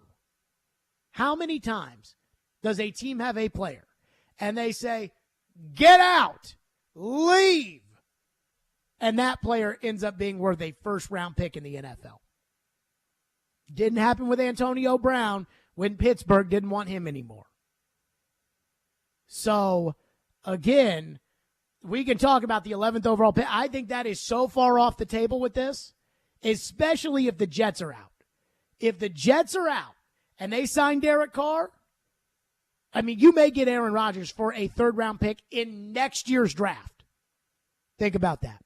615-737-1025 is the phone number, 615-737-1025. And then how much does it change kind of the discussion about whether or not you want Aaron Rodgers when no longer the 11th overall pick is in play?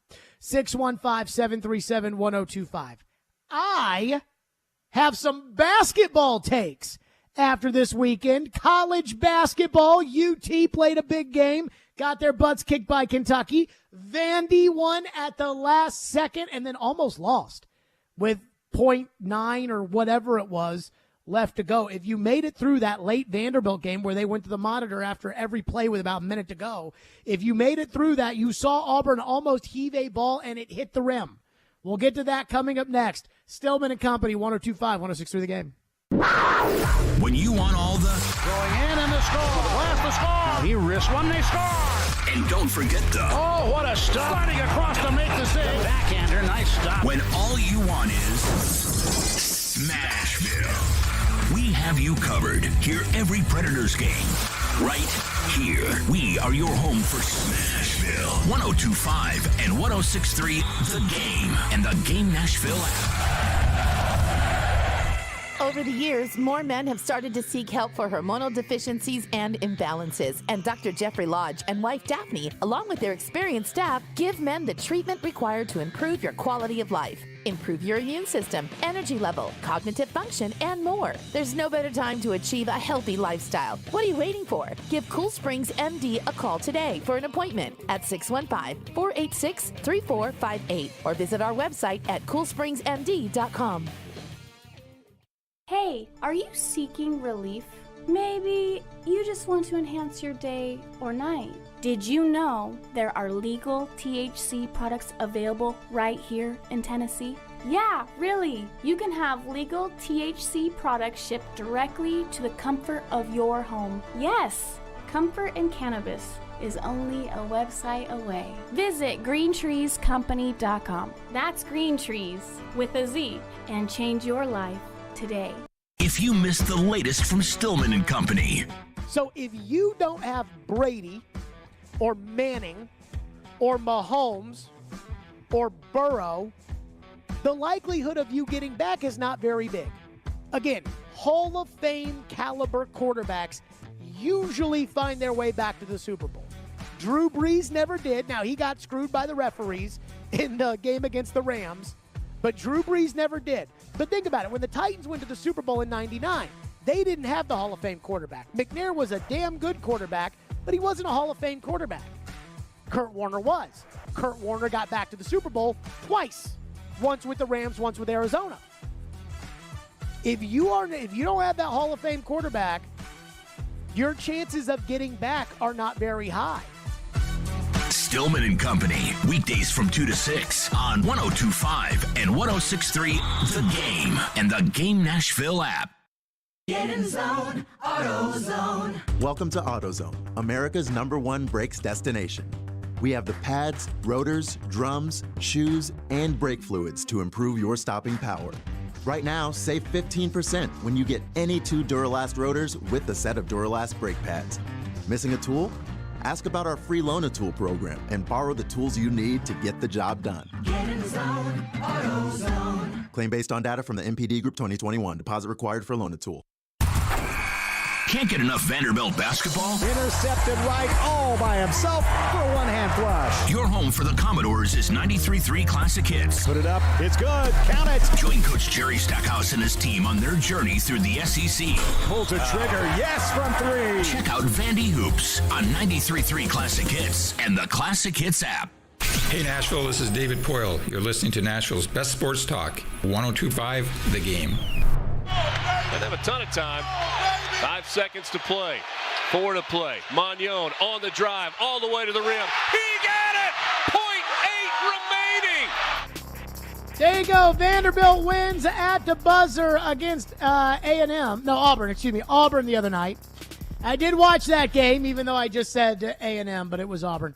But I did watch that game. It was hard with all the replay reviews that they had at the end of that game. I thought, my God, can we just get to the end of the game? But it was very exciting. So, it's college basketball season, and we're starting to turn into that a little bit. We're getting close to March. Tennessee, who beat the #1 team in the country last week, knocking off Alabama at home, and every Tennessee fan ran to the closest social media app of their choice and put out there, wow, look at them balls! There we go, baby! As we would expect that they would. As they did that on Tuesday, they turned around and played a Kentucky team that's not very good, in which the fans want to run Coach Cal out of town, and promptly lost again. The second time this year they've lost to Kentucky.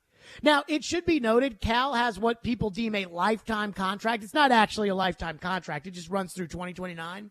That Kentucky state legislators are now, the Kentucky state legislators are now trying to get lifetime contracts banned by state employees because they're mad at Calipari. That's the story of hoops in Kentucky. But Tennessee lost to them again. Couple of thoughts here. Number one, the reason why Rick Barnes and Tennessee never win anything in the NCAA tournament is because they don't get to play it at Thompson Bowling Arena. If they got to play, if this were the NFL and Tennessee were able to get a bye week and then play the 8-9 team, they get a bye through that. Then they get to play the Sweet 16 team in Thompson Bowling Arena and the Elite Eight in Thompson Bowling Arena. They go to a Final Four. But because the second they step out of that building, they are half the team that they are when they're in it, it skews the results. Every year we think Tennessee is better than they are, but it's because they have this unbelievable home court advantage, and then they step out of it in the NCAA tournament, and they can't win. The second thing is, I think we're all in agreement, even if you're a diehard Tennessee fan, I think deep down inside you probably know this. The question for Tennessee is not, is this team going to be a 2 seed or a 3 seed and get a decent matchup to the Final Four or an NCAA championship or whatever it may be in a year in which it's completely wide open? Are they going to get a favorable draw? Is Lenardi going to say they're a 3 when really they should be a 2? And if they get to the SEC championship game, are all the fans going to bitch if they win it and Lenardi doesn't move it up like they did last year? To me, that's not really the question for Tennessee this year. And you all know this. The question is, are they going to lose in the second round, or are they going to lose in the Sweet 16? Or are they going to lose in the first round? Because you all know they're not getting to the Final Four. You all know Rick Barnes, even though 3 seeds and 2 seeds make it to the Final Four all the time, you know they're going to lose before they get probably even to the Elite Eight. Just like last year. You know this team has that written all over them, this Tennessee team. This has losing the first round, losing the second round, and if they're lucky as a 2 seed, get to the Sweet 16 and losing that to the 3 seed. You know it. I mean, just think about this. Again, I know they beat Alabama last week. That game was played in Thompson Bowling. But the basketball rivals, the ones who in football you all get really worked up about when Tennessee wins or doesn't win against a Georgia, a Florida, an Alabama, or a Vanderbilt, the basketball rivals are a little different. They lost to Florida. They lost twice to Kentucky. They split with Vandy. 1-4 this year against the basketball rivals. The one win against Vandy in a game that was closer than it should have been at home. That is not a great trip to the heart of the batting order there for Tennessee basketball this year. Now, I know they pay Rick Barnes all that money, and I know Rick Barnes never calls timeout in the middle of the game, and every time that happens, when the other team goes on a huge run and Rick Barnes refuses to call timeout, I always look up to the sky and think of Floyd because of how many times he defended Rick Barnes' lack of timeout usage to stop other teams' runs with a, do you know how many meetings they've had about calling timeout? And I think of that every time. But you know Rick Barnes is going to lose in either the first round, the second round, or if they're lucky, the Sweet 16. You know it. Even if you're the biggest Vols fan, you know they're not going to the Final Four. You know they're not going to. And this year, it's wide open. I mean, this year, a lot of teams can make it to the Final Four. But you know they won't. And I've always said this about Rick Barnes, and I believe this in my heart. Every year, Rick Barnes does everything Tennessee fans really want out of him. I mean, they'd love to win the national championship, and they'd love to go to the Final Four, but it's not a demand at Tennessee.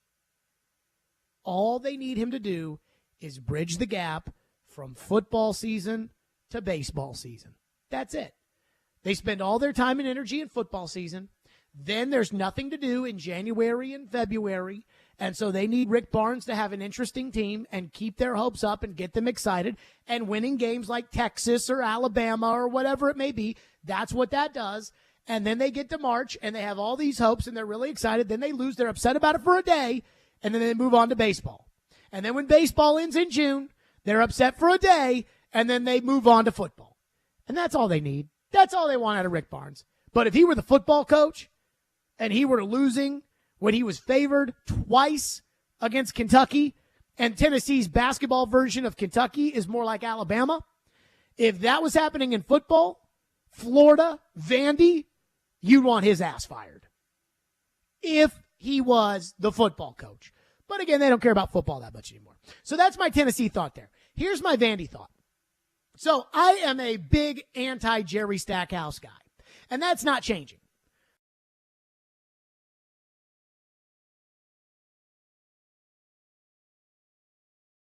Player. And they have been fun games to watch. It was fun against Tennessee. It was fun against Florida. It was fun this Saturday against Auburn and Bruce Pearl. But they're still not going to make the tournament. And so Vandy goes on this nice little run, and after they win these games, there's all this pumping the chest of, Vandy, hey, they wrote us off, and here we go. Or could Vandy pull it off and make it to the NCAA tournament? And every time I see a Joe Rexroad or a Gentry Estes or one of these basketball Benjamins tweet out about this kind of stuff, about could Vandy make a run, I go right to ESPN.com. I pull up Joe Lunardi's bracketology. I pull up Bubble Watch. And not only is Vanderbilt not on either of those, they're not even in the discussion. You know, Bubble Watch has 3 different categories. Locks, which Tennessee is. Locks, work, should be in, and then work left to do.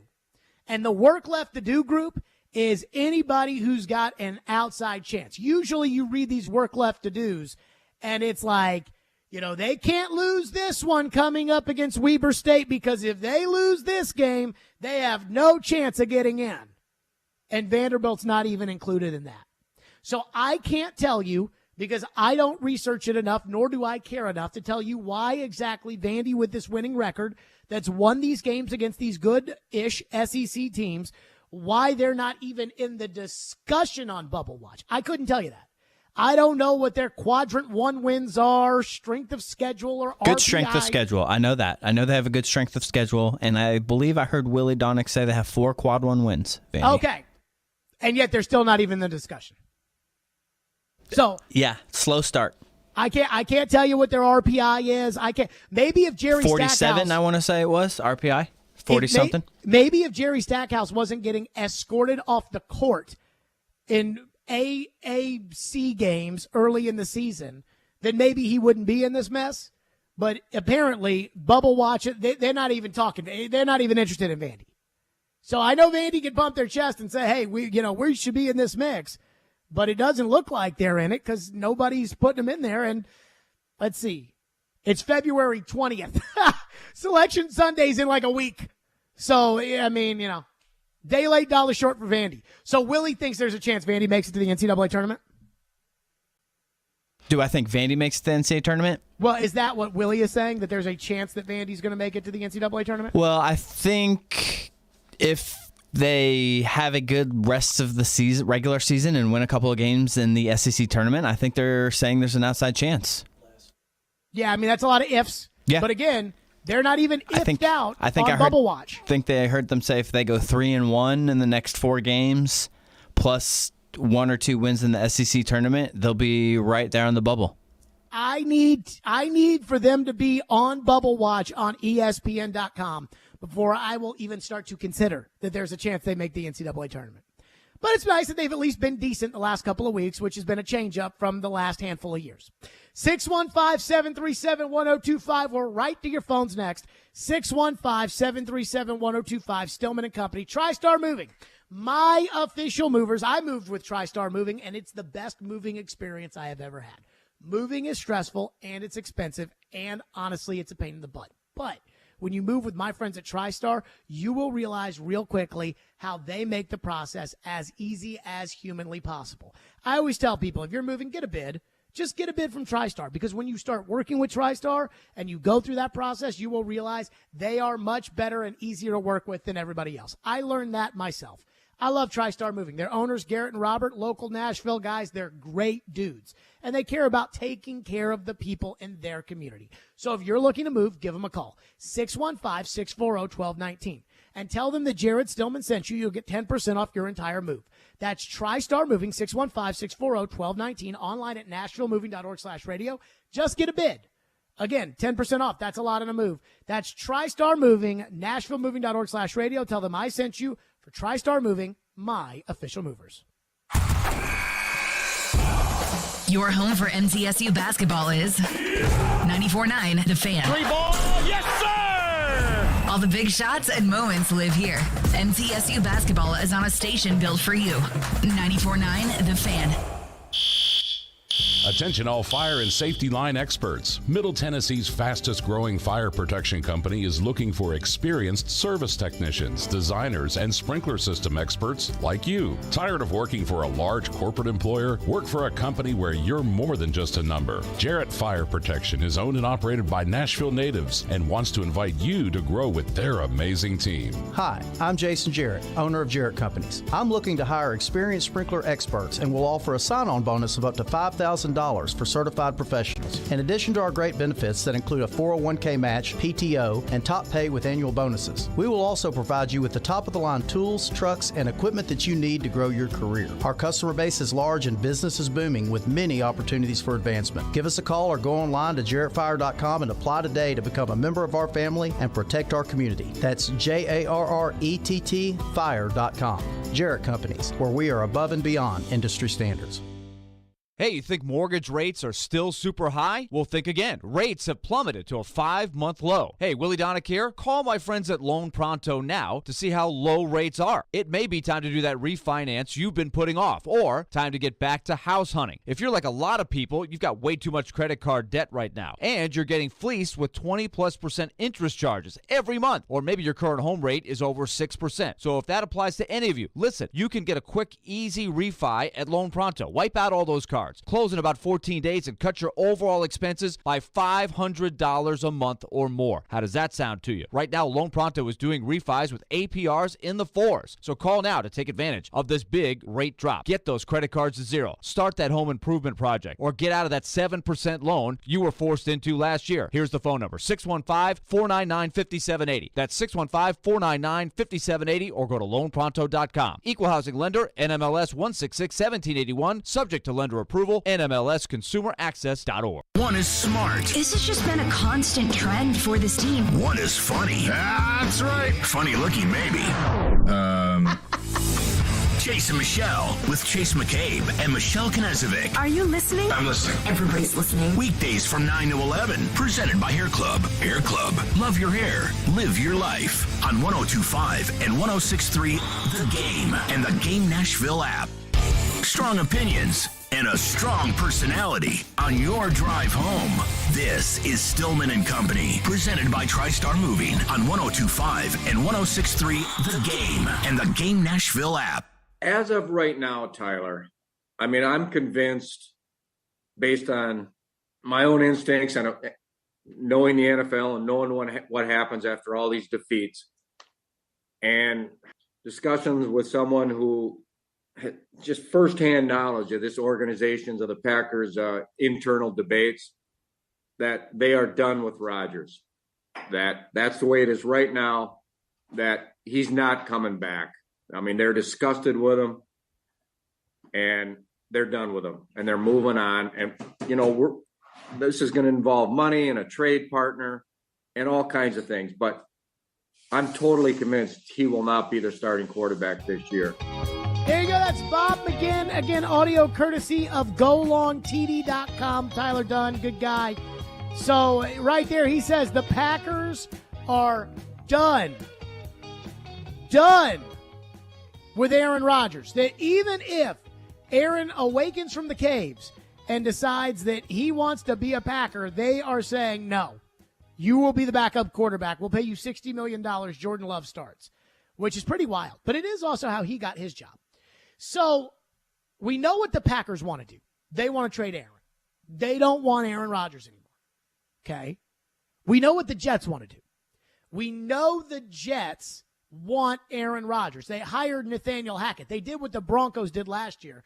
That didn't work out for the Broncos, but they did the same thing. They hired Nathaniel Hackett, thinking that Nathaniel Hackett was going to be the key to getting Aaron Rodgers.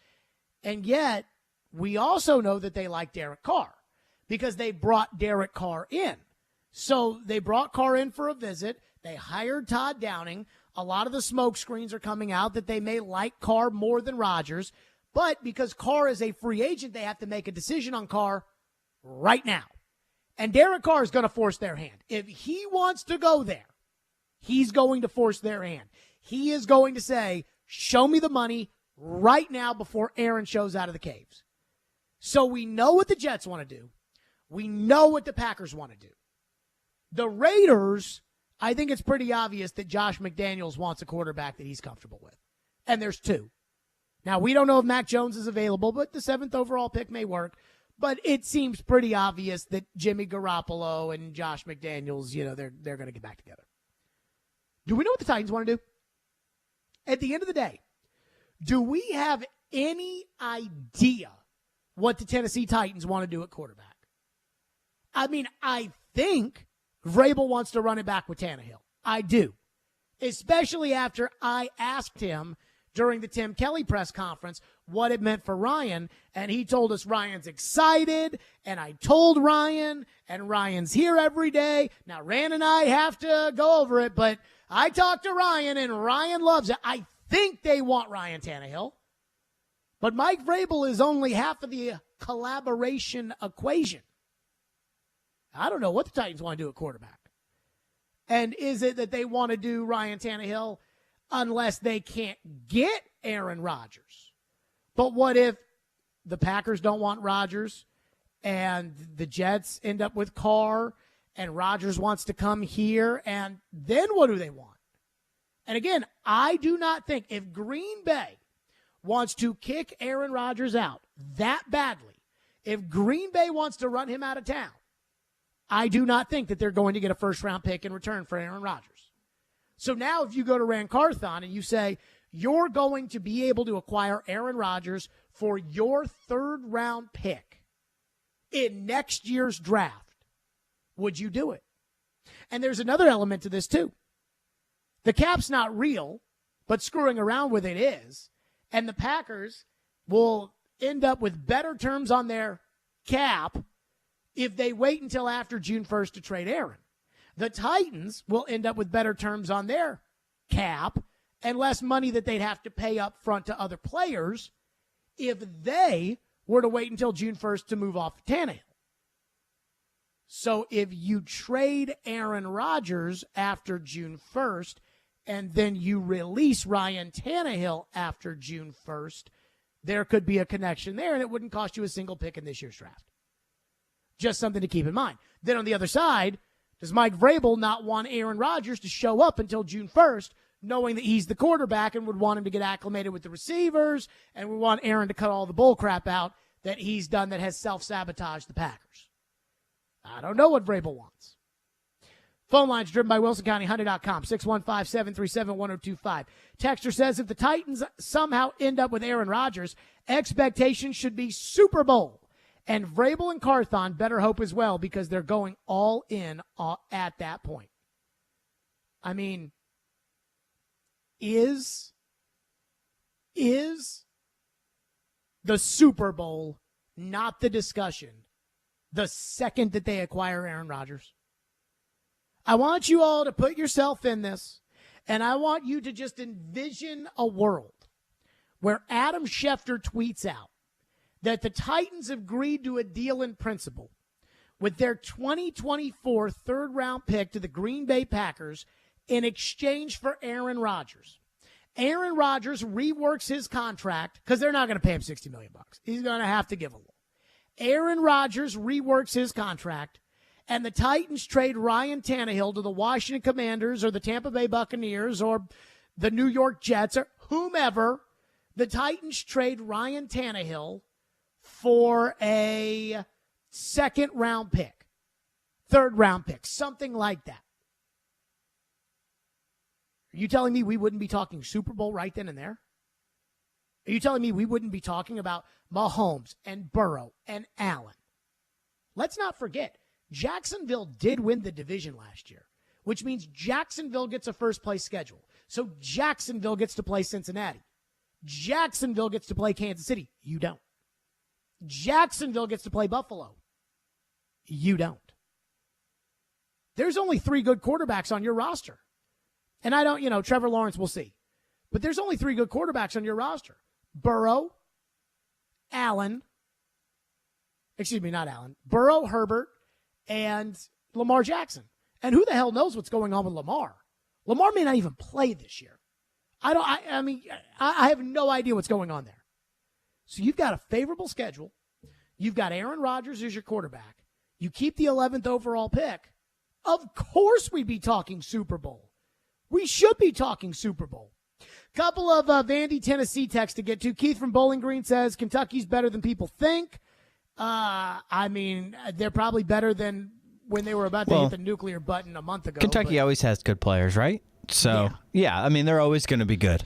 On the bubble for Kentucky's a failure. So keep that in mind. Paul says Willie thinks there's a chance Vanderbilt makes it, but he also thinks there's a chance the Predators are going to make the playoffs. And John Matt from Brentwood says if Vandy finishes top 4 in the SEC, how do you keep them out of the tournament? I do not know. I do not care. This idea of expecting me to break down the brackets and defend Vanderbilt, I'm not doing that. I don't know. I'm just telling you that if the ESPN bracket people are telling you, according to our math, with the strength of victory and quadrant 1 wins and strength of losses, and, with all of that out there, Vanderbilt's not even in consideration for the bubble, then I'm telling you Vanderbilt's not in consideration for the bubble. Move on. That's all I'm telling you, is that as of right now, Vanderbilt's not in consideration for the bubble. Now, if they start talking about Vandy on ESPN and Bubble Watch, then we can talk about Vandy making the NCAA tournament, which I would welcome.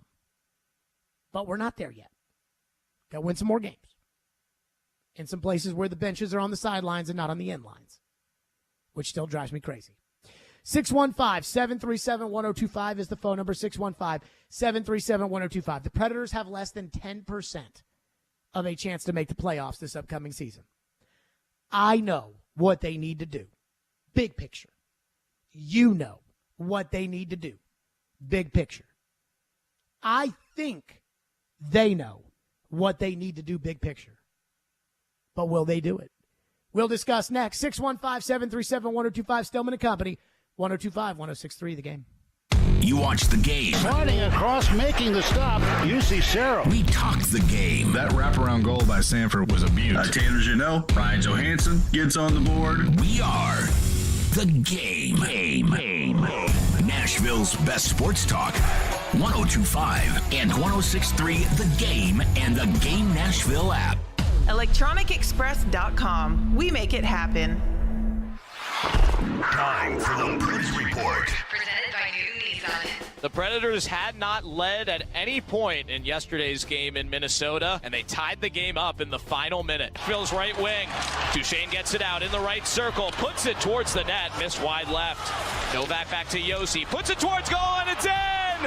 Somehow it's in! The Preds tie the game with 47 seconds left. Nino Niederreiter with the tip-in goal made it 3-3 with 47 seconds left. But just 27 seconds later, the Wild scored on a double deflection to win the game in regulation, 4-3 over the Predators. Preds are back home tomorrow night against the Canucks at Bridgestone Arena. All the best car deals in Smashville start at Newton Nissan. Visit them at Newton Nissan of Gallatin or Newton Nissan South in Shelbyville. This is Nashville's best sports talk. ESPN 102.5 The Game. Nashville's best deal of the week is Bavarian Beer House at Opry Mills. Bavarian Beer House, Nashville's only authentic German beer hall, is full of fun, food, music, and most importantly, beer. Enjoy traditional German bratwurst, schnitzel, giant pretzels, and more in an Oktoberfest-inspired space. Visit BeerHouseNashville.com for their live music schedule. Get a $50 gift card for half off right now at thegamenashville.com/deals while supplies last.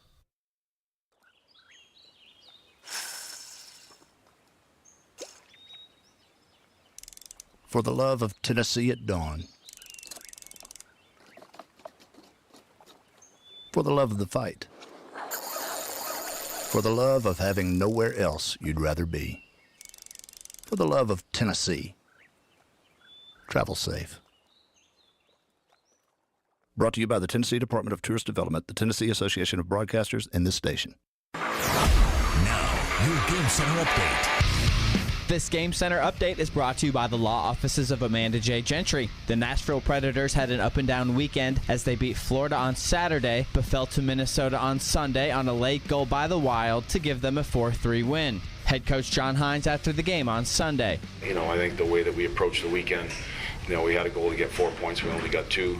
We split the weekend, and we got to have a day off tomorrow, and then we got another big week. So, we didn't have a great game against Boston and didn't get too low on that. Came back and played 2 pretty good games. So we got to make sure we're in that same mindset and not sit in this game. And, whatever, emotions you feel after this game, you got to bring that into Tuesday's game.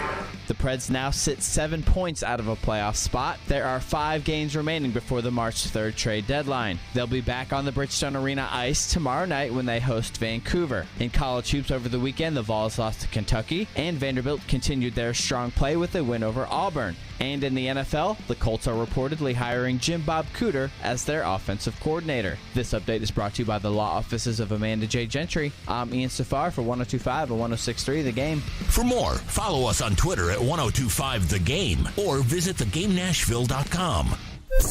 Live from the Hiller Plumbing, Heating, Cooling, and Electrical Studios. WPRT FM Pegram, WPUC HD2 Laverne. Bobby and Rex Road. Chase and Michelle. Caroline, Willie, D-Base. Stillman and Company.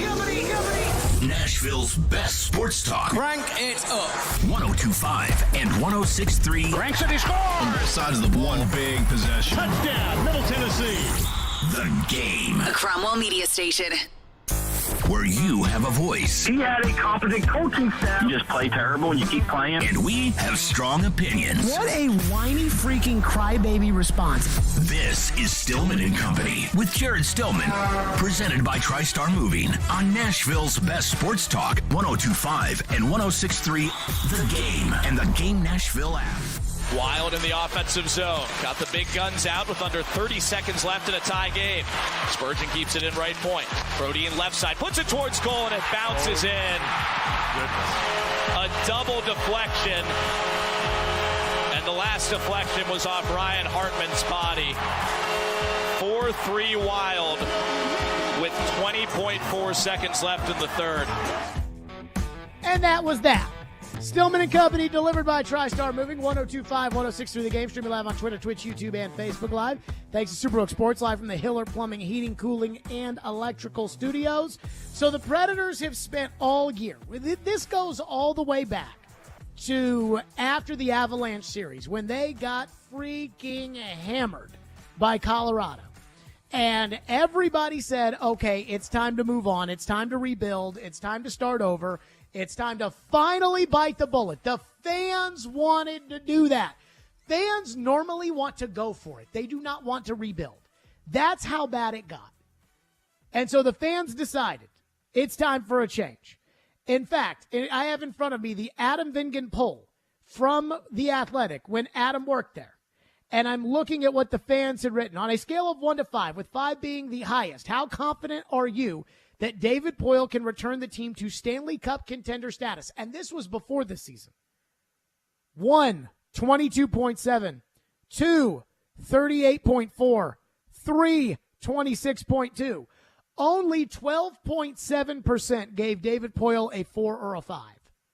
And that was before this season. They promised, even though you all wanted them out, I wanted them out, the majority wanted them out, they promised they would be better this year. And in fact, they're worse. And they'll admit that they're worse. David Poile said last Tuesday, hey, here's the deal. if we don't start winning, I'm selling. I'm certainly not buying no matter what, but if we don't start winning, I'm selling. And they followed that up with a pathetic effort on Thursday against the Bruins. Now, they played their butts off on Saturday, and they smoked Florida, and good for them. But then with everything on the table, I knew that if they had won that game yesterday, we would have heard, see, we're 3 points behind, Jared. There's plenty of hockey left. We can make the playoffs. We can. And they lost.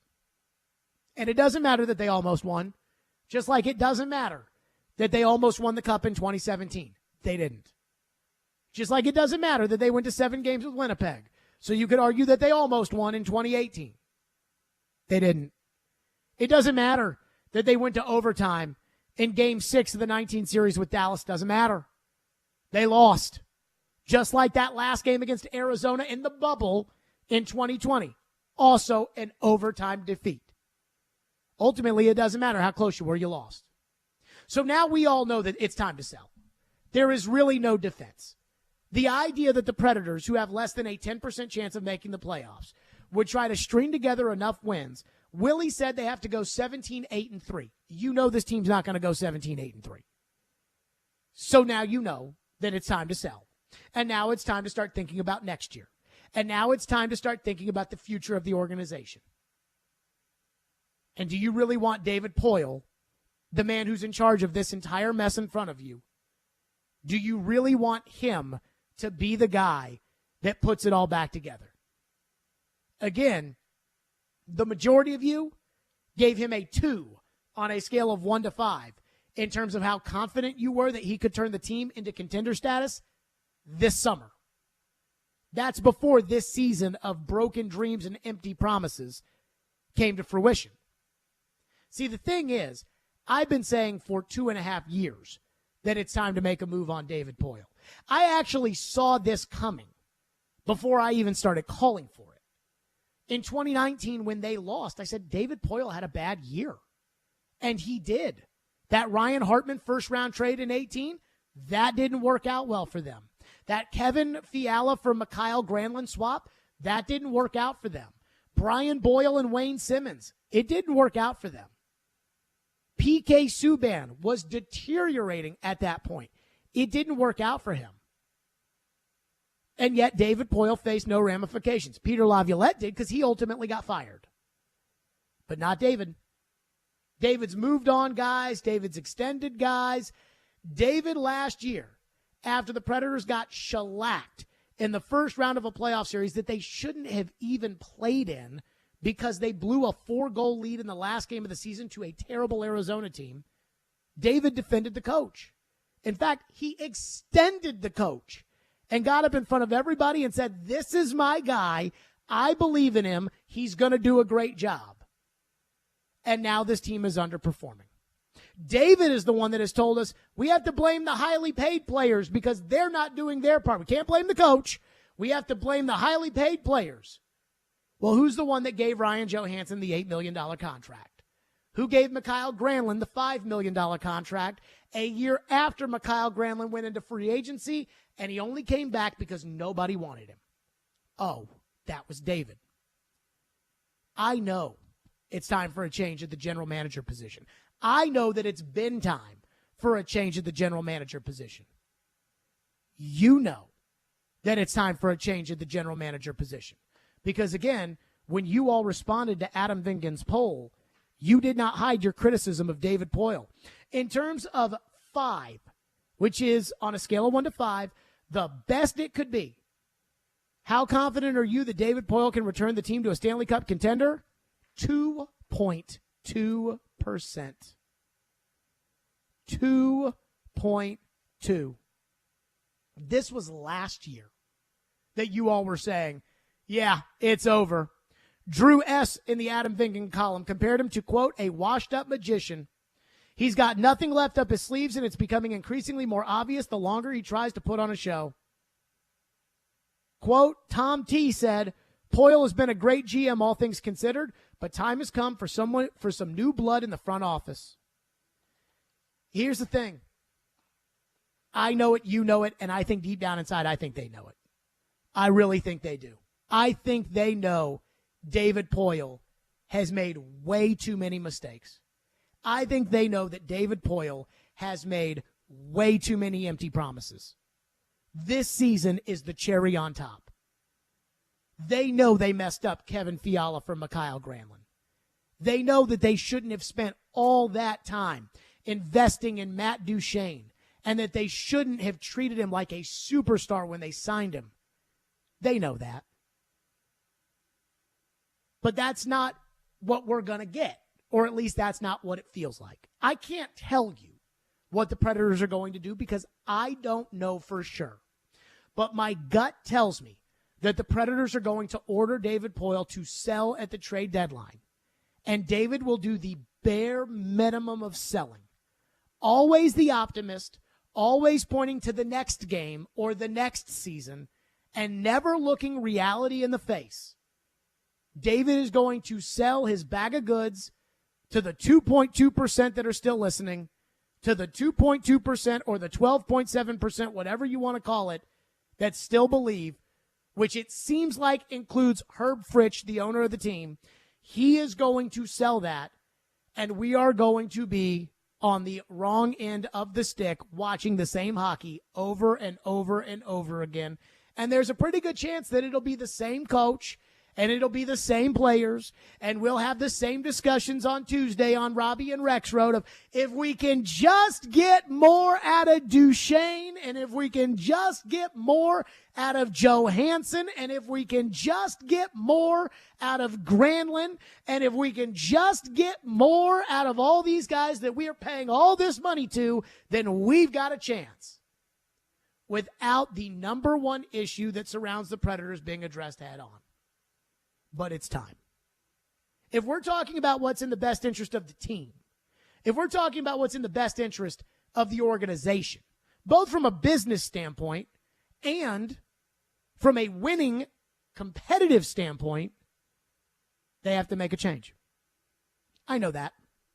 You know that. And now I think at this point, I think they know that. It wasn't an accident last year that after the Predators spent the entire night following their sweep of the Avalanche, or at the hands of the Avalanche, that they kept parading around saying, nobody picked us to make the playoffs. And then we hammered them for that. And when they had their end-of-the-year press conference, we didn't hear a lot of that loser talk because they realized, yeah, nobody wants to hear that. Well, the truth is that David has created a mess. Tons of contracts that are going to be very hard to get out of. Painful decisions to replenish the young players that you would have if you just developed them properly and didn't just give away Eli Tolvanen to the Seattle Kraken. We know that it's going to be a tough process. And with every bad contract and bad trade that David has made over the years, it just gets harder and harder. So we know that right now it's got to start today. But instead, because David's the only general manager this organization has ever had, in spite of the fact that the history of David Poile, all of the seasons he's been a general manager, he's never won a cup. Not even one. He didn't luck into one once. But with all of that, there's something about it that this team just won't move on from. The fans want it. The results prove it. And yet, the mess that David's created, it looks like he's going to be allowed to be the one to assess it and try to rectify it. Has he earned that right? Probably not. But I guess it doesn't matter. It's the situation we find ourselves in. I know it, you know it, and deep down inside, I think they know it too. 615-737-1025. We'll get to your phones on this, 615-737-1025. Plus, the real root of the issue with how the Predators got into this spot. It's easy just to say, oh, well, David Poile signed that guy, or, oh, it's David's fault, or it's... But there's one common thread that has led the Predators, and more specifically, David, into the hole they find themselves in today. We'll get to that next, and then we're right to your phones. Stillman and Company, 102.5, 106.3 The Game. 185! Every team needs a quarterback. 185! That's why we have Hasselbeck, bootleg, rollout, toss, touchdown! touchdown. Tim. You can run good plays at the right time. ESPN NFL analyst Tim Hasselbeck gives his expertise on all things NFL. You evaluate players, and then you're turning them over to the coaching staff. Every Tuesday at noon. At the right time. With Caroline, Willie, and D-Mace. Tim on 102.5 and 106.3 The Game and the Game Nashville app. There's nobody on the planet who's as picky when it comes to diamonds as Genesis Diamonds owner Boaz Ramon. I'm very, very selective on the diamond that I pick. Indeed, Boaz will look at 2,000 diamonds on the world market and find maybe 2 or 3 that meet his criteria. What most people don't know, and even jewelers, a diamond has much more than the 4 C's. He has maybe 20 C's. Like the diamond's luster grade or brilliance level, its feathering, its inclusions, its table, its polish, its symmetry, even the diamond's own DNA or X-ray report, which most jewelers don't even know about. I refuse to sell diamonds that don't go through our very, very strict criteria. Which means a Genesis diamond is one she can be proud to wear, with the most sparkle and brilliance and real intrinsic value. This is my goal, to go all over the world and find only the best hand-selected diamond. Genesis Diamonds, setting the highest quality standards in the jewelry business. Green Hills and Cool Springs. If you missed the latest from Stillman and Company. Another thing I heard in Phoenix, keep the name Mike McGlinchey, the right tackle of the 49ers, in mind as an option for the Titans. Now, I do wonder if the Titans will say no thank you as far as McGlinchey is concerned, because they drafted Nicholas Petit-Ferrer in the 3rd round and he played almost every game this season. But I was not impressed by Petit-Ferrer. At the same time, I don't know if the Titans would feel comfortable flipping Petit-Ferrer to the left side, because even though right tackle's important, it's still not more important than left tackle. I just know that as free agency approaches, Mike McGlinchey would absolutely, positively consider the Titans, and I think consider the Titans at a fair market value. So keep that name in mind. Stillman and Company, weekdays from 2 to 6 on 102.5 and 106.3 The Game and the Game Nashville app.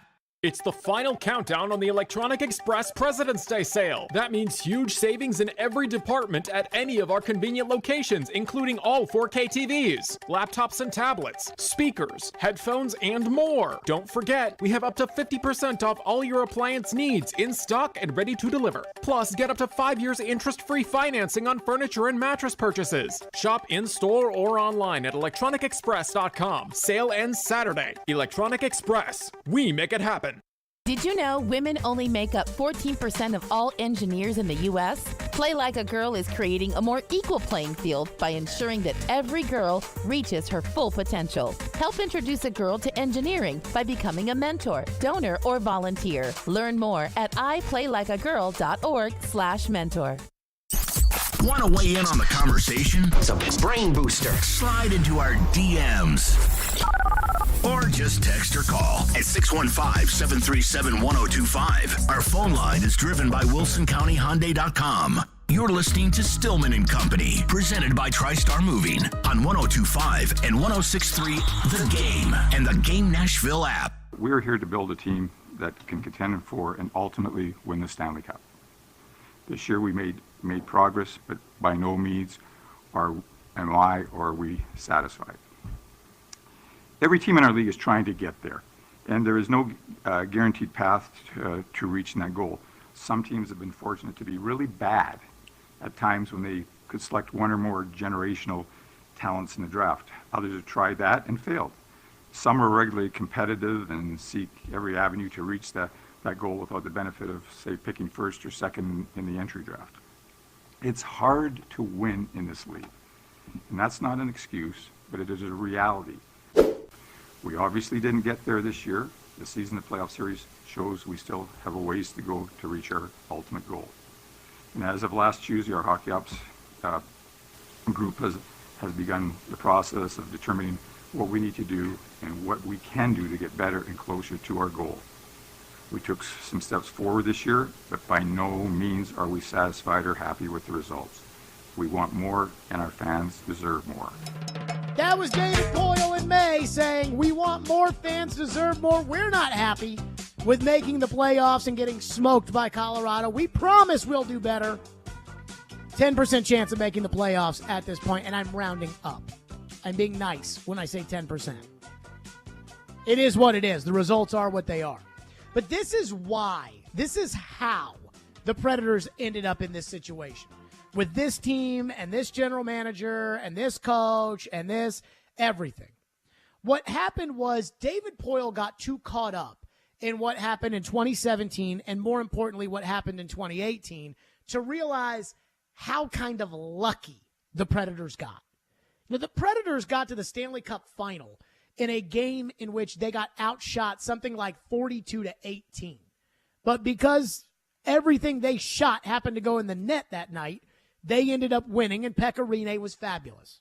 I'll never forget after the bubble series against Arizona, Floyd said on the air that 2017 run, that was just this magic that happened, and there's no real reason to explain it. It happened, and it is what it is, and to bank on it happening again is just illogical. And he said that 3 years ago. He didn't say that. This wasn't something last. This was 3 years ago. But David Poile so desperately wanted to get back to that he's been chasing that ever since. And that's really all he's been doing. Not just chasing the cup, but he's been chasing bad decision after bad decision. He's been chasing the Johansson and Duchesne contracts. Remember, Peter Laviolette got fired because those players weren't playing well enough. And at the time, that group included Ryan Ellis and his contract. And it was, I don't get it. Why are Duchesne and Johansson and Ellis and Granlund, and why are they not playing better? Well, it must be Peter Laviolette's fault. So he fired Peter Laviolette, and he hired John Hines. And John Hines is a bad coach. And now he's been chasing that. So he hires John Hines, who has no resume because his buddies in New Jersey who fired Hines convinced him it'd be a good idea, and so they wouldn't have to pay that buyout. And so they convince him that it's a good idea to hire Hines, even though Hines has no resume. And honestly, we've now seen has demonstrated no ability to elevate the team.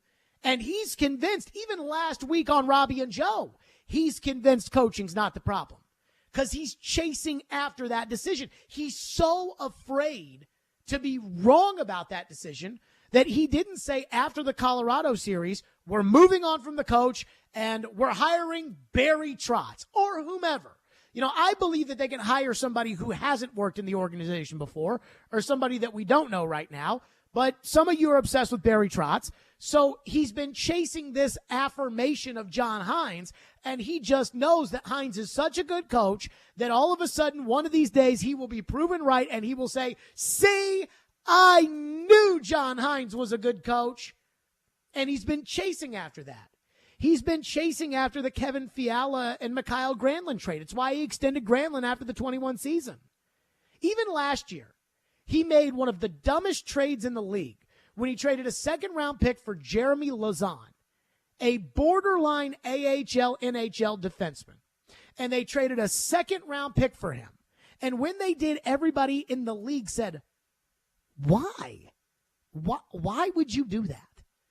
Oh, well, I know that Jeremy Lauzon's been scratched in all these games, and I know that he didn't make it in Boston, and but we believe in Jeremy Lauzon. We think he's a young guy. We think there's a lot of development there. We think there's some talent there. We think he can be a top 4 defenseman.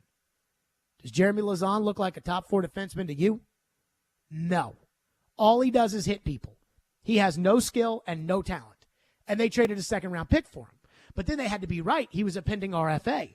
So they signed him to a 4-year, $2 million extension per season. And everybody laughed at the Predators when that happened.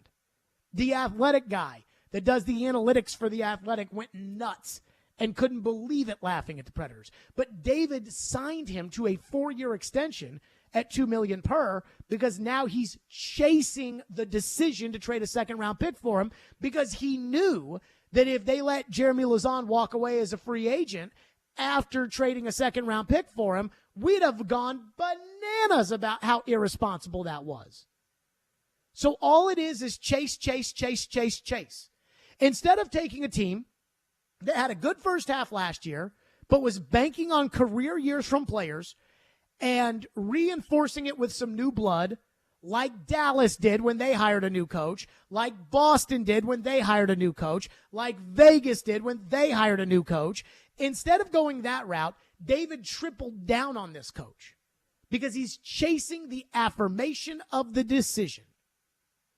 It's almost like it's become personal for him and that he can't remove how he will look about a prior decision before making the next one. You know when you hear a coach say, we don't want to let this game that we just lost beat us twice? That's what bad decisions David has made, going all the way back to the Kyle Turris trade. That's what those bad decisions that David has made have equaled for this team. You can argue that the decision to keep Tanner Jeannot over Calle Yarncroke was a good decision. I think we'll see next week whether or not that was a good decision. Supposedly, the New York Rangers really like Tanner Jeannot. But if they don't get a second-round pick, a third-round pick, and a seventh-round pick out of Tanner Jeannot, then it's not good enough because that's what Calle Yarncroke got. But David Poile was so hell-bent on being right about that decision that it guides the way this team's operated. And it's just chase these decisions. You know what's really easy for me? And I understand that I'm not the general manager and that my decisions, they're opinions, but they're not the hard decision that has to be made. And I do have some respect for that. But when I get something wrong, it's real easy for me to admit it. Like, yeah, we screwed that one up. It's real hard for David to do that. And I guarantee you that at some point, and I'll use Ellie Tolvanen as an example here. He's chasing the decision on John Hines so strongly to prove that Hines is a good coach and is not the problem.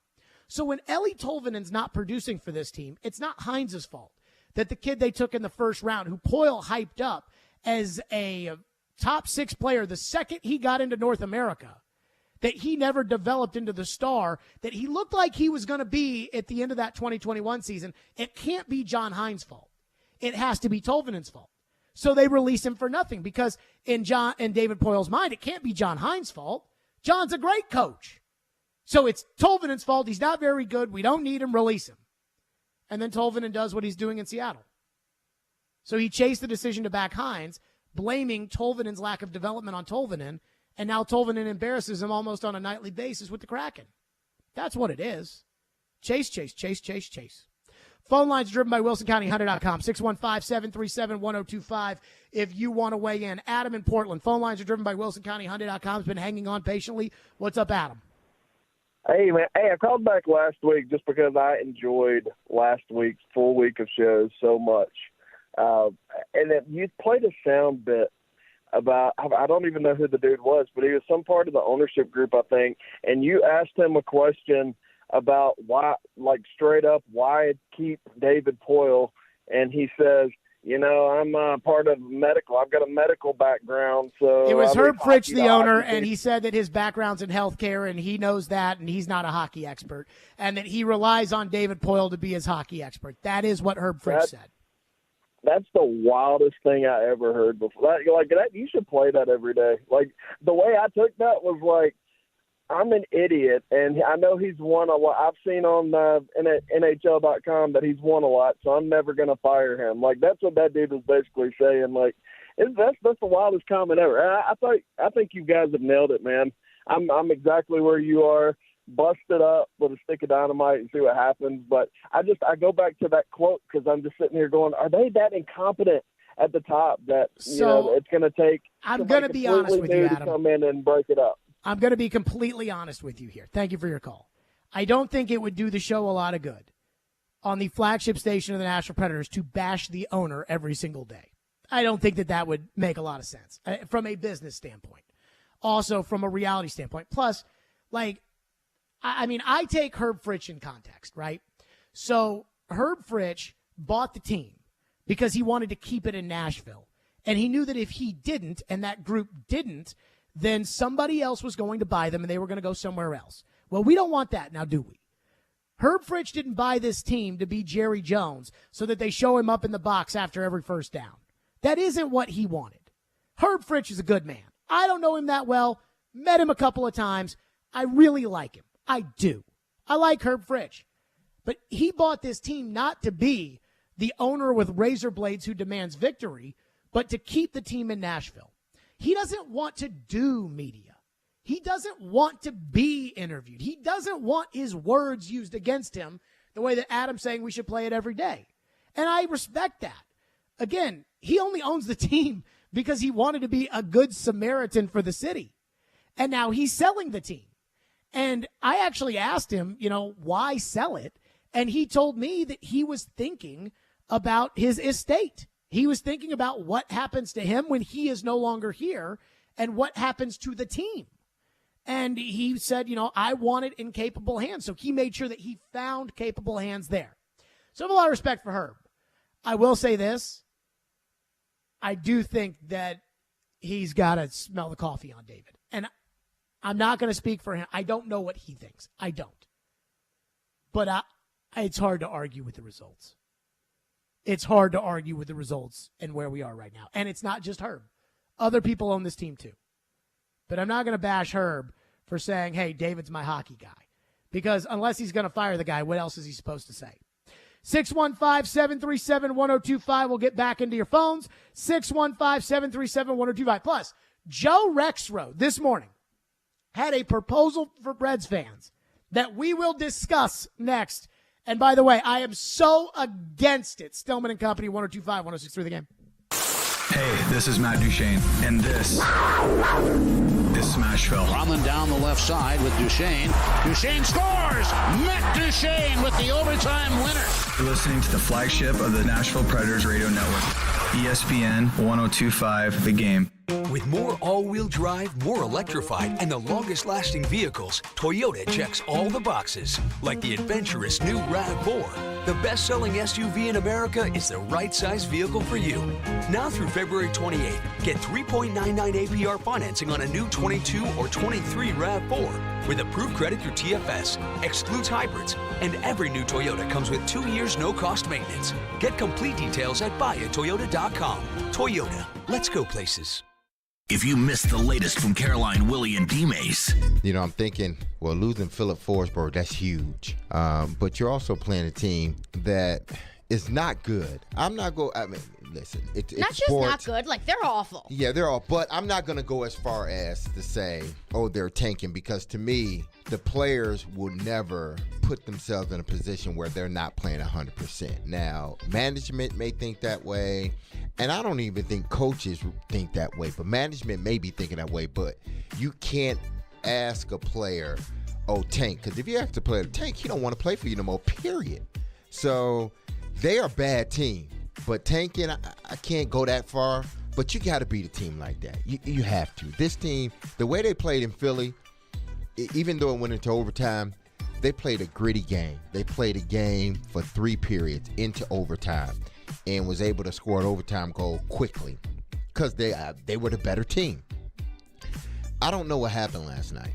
It just seemed like this team sometimes plays as if they are atop the conference, that they can, give a game away and rest this game and pick it back up.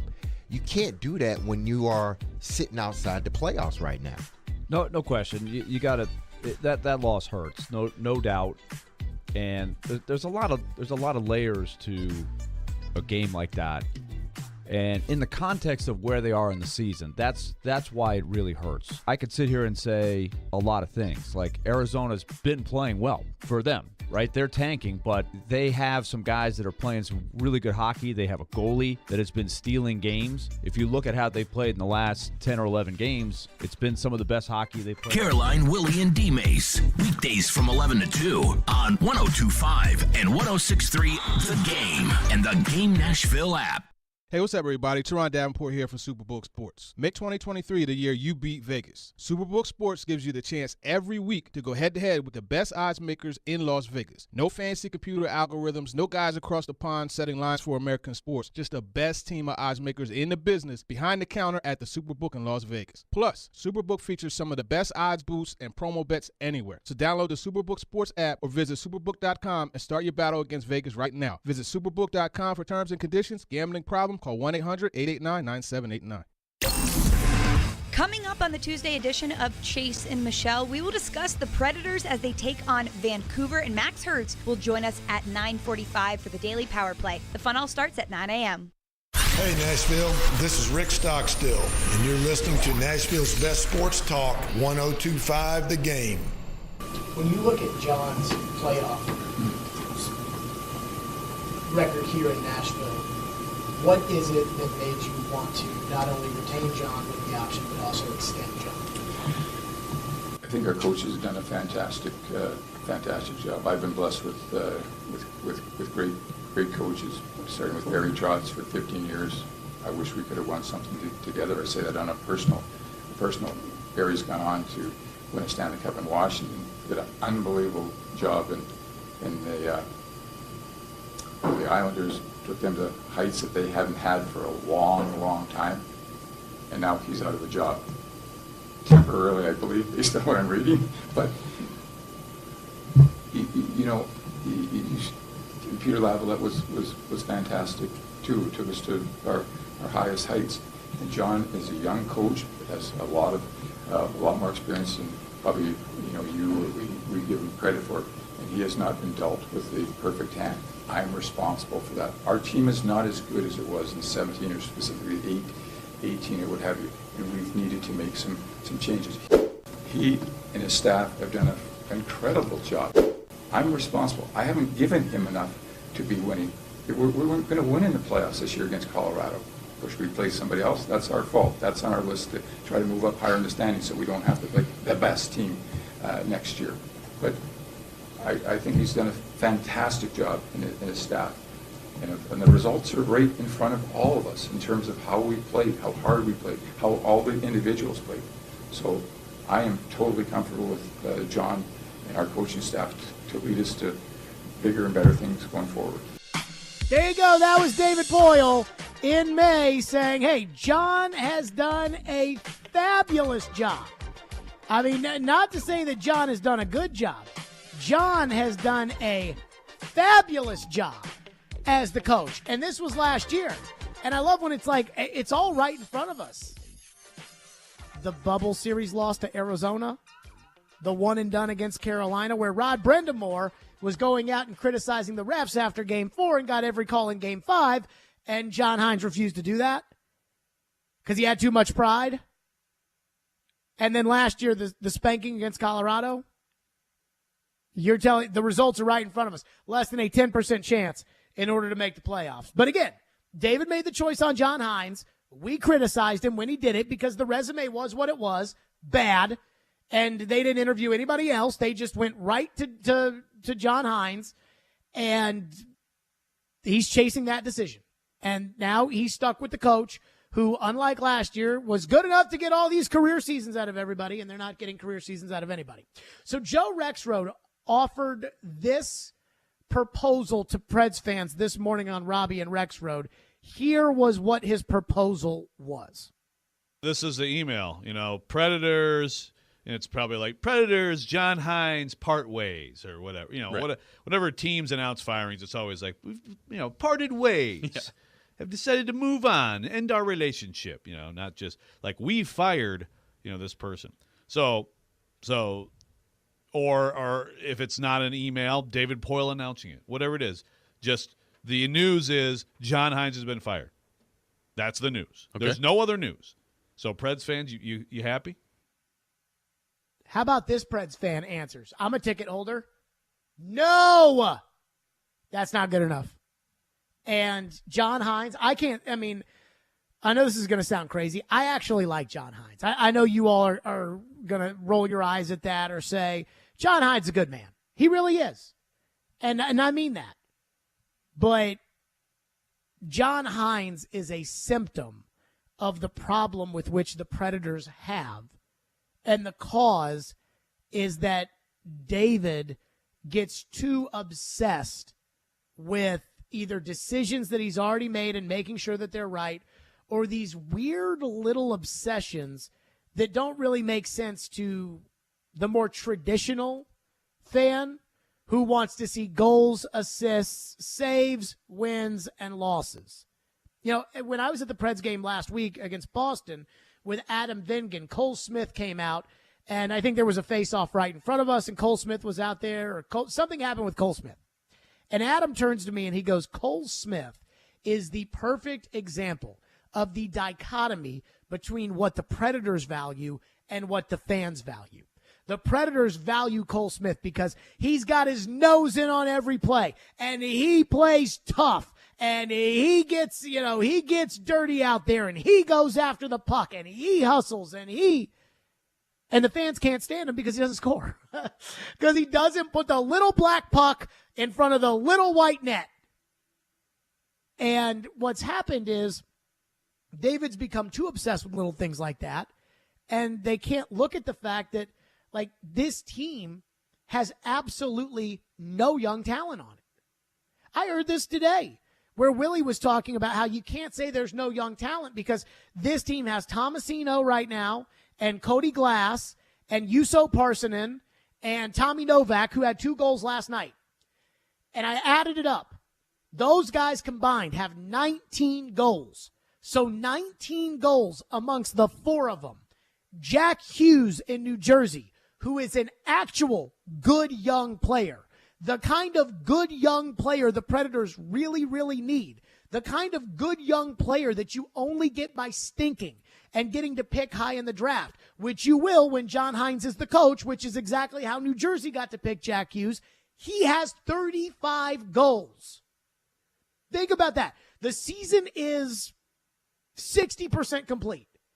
And Jack Hughes, a real good young player, has 35 goals. The young players that we're trying to hype up, the Cody Glasses, Cody Glass has 7 goals. 7. I don't care about his Corsi rating. I don't even know what it is.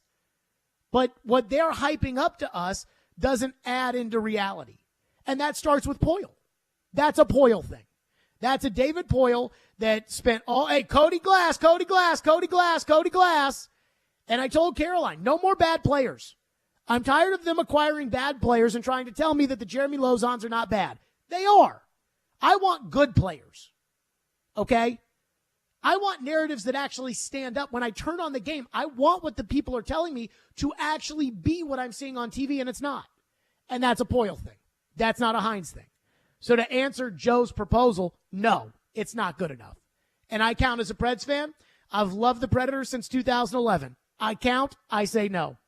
By the way, somebody texted into the text line earlier. And boy, they were mad at me. And not only that, but they have never sent a text to our text line until 2:57 today. 615 area code. So it's somebody in Nashville. And here you go.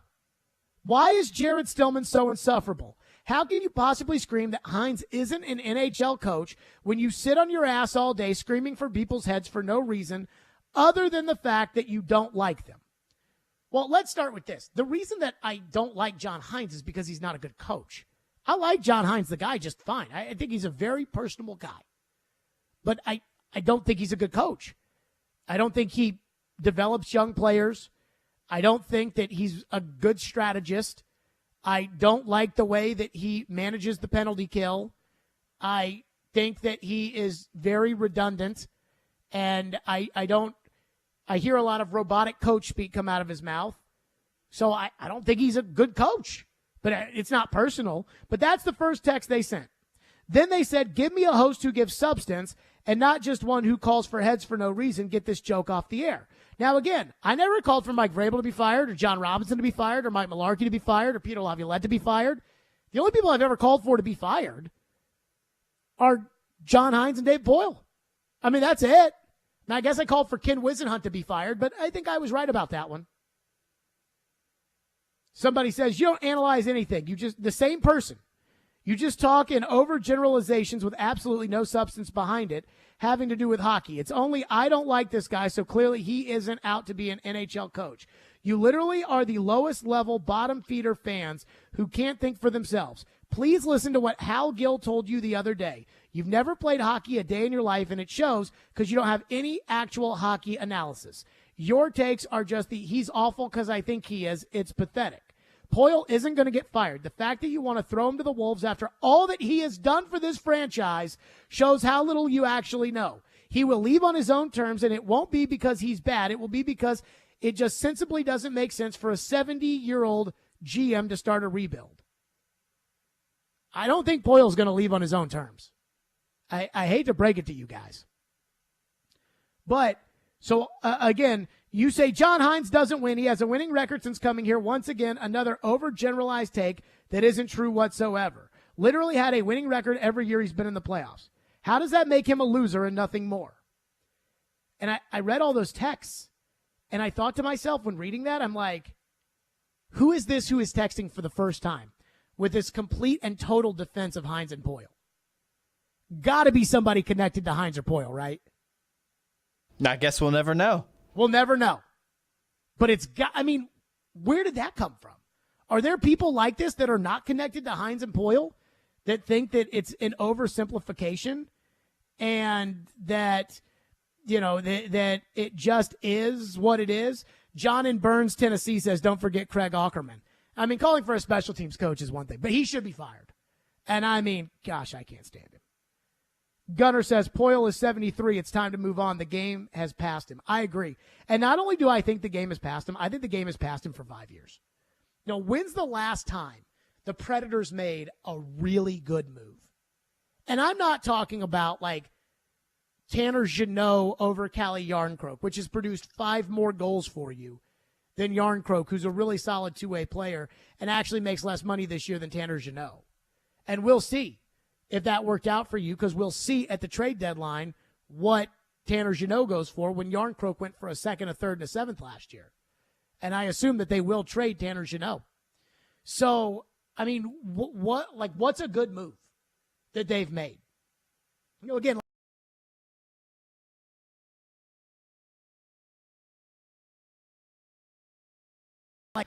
situation there with the roster as far as young players reaching their prime. Players are right in their window. When you look around the league, there are some teams where you're like, oh, do they have some good young players? But there are some teams like Dallas who do have some good young players who are kind of stepping into their prime right now with Robertson, Hintz, and Heiskanen. Mm-hmm. That core, sure, they still have Ben and Sagan and some older pieces and Pavelski, but they have a good young goalie in Ottinger. They have a good top young defenseman in Heiskanen, and they still have Hintz and Robertson, who are just coming into their prime. So the Predators have one player that's entering that window, and it's the goalie. That's the it. one That's true. guy. Yeah. He's the one guy. And to your point about Dallas, how did they get Heiskanen?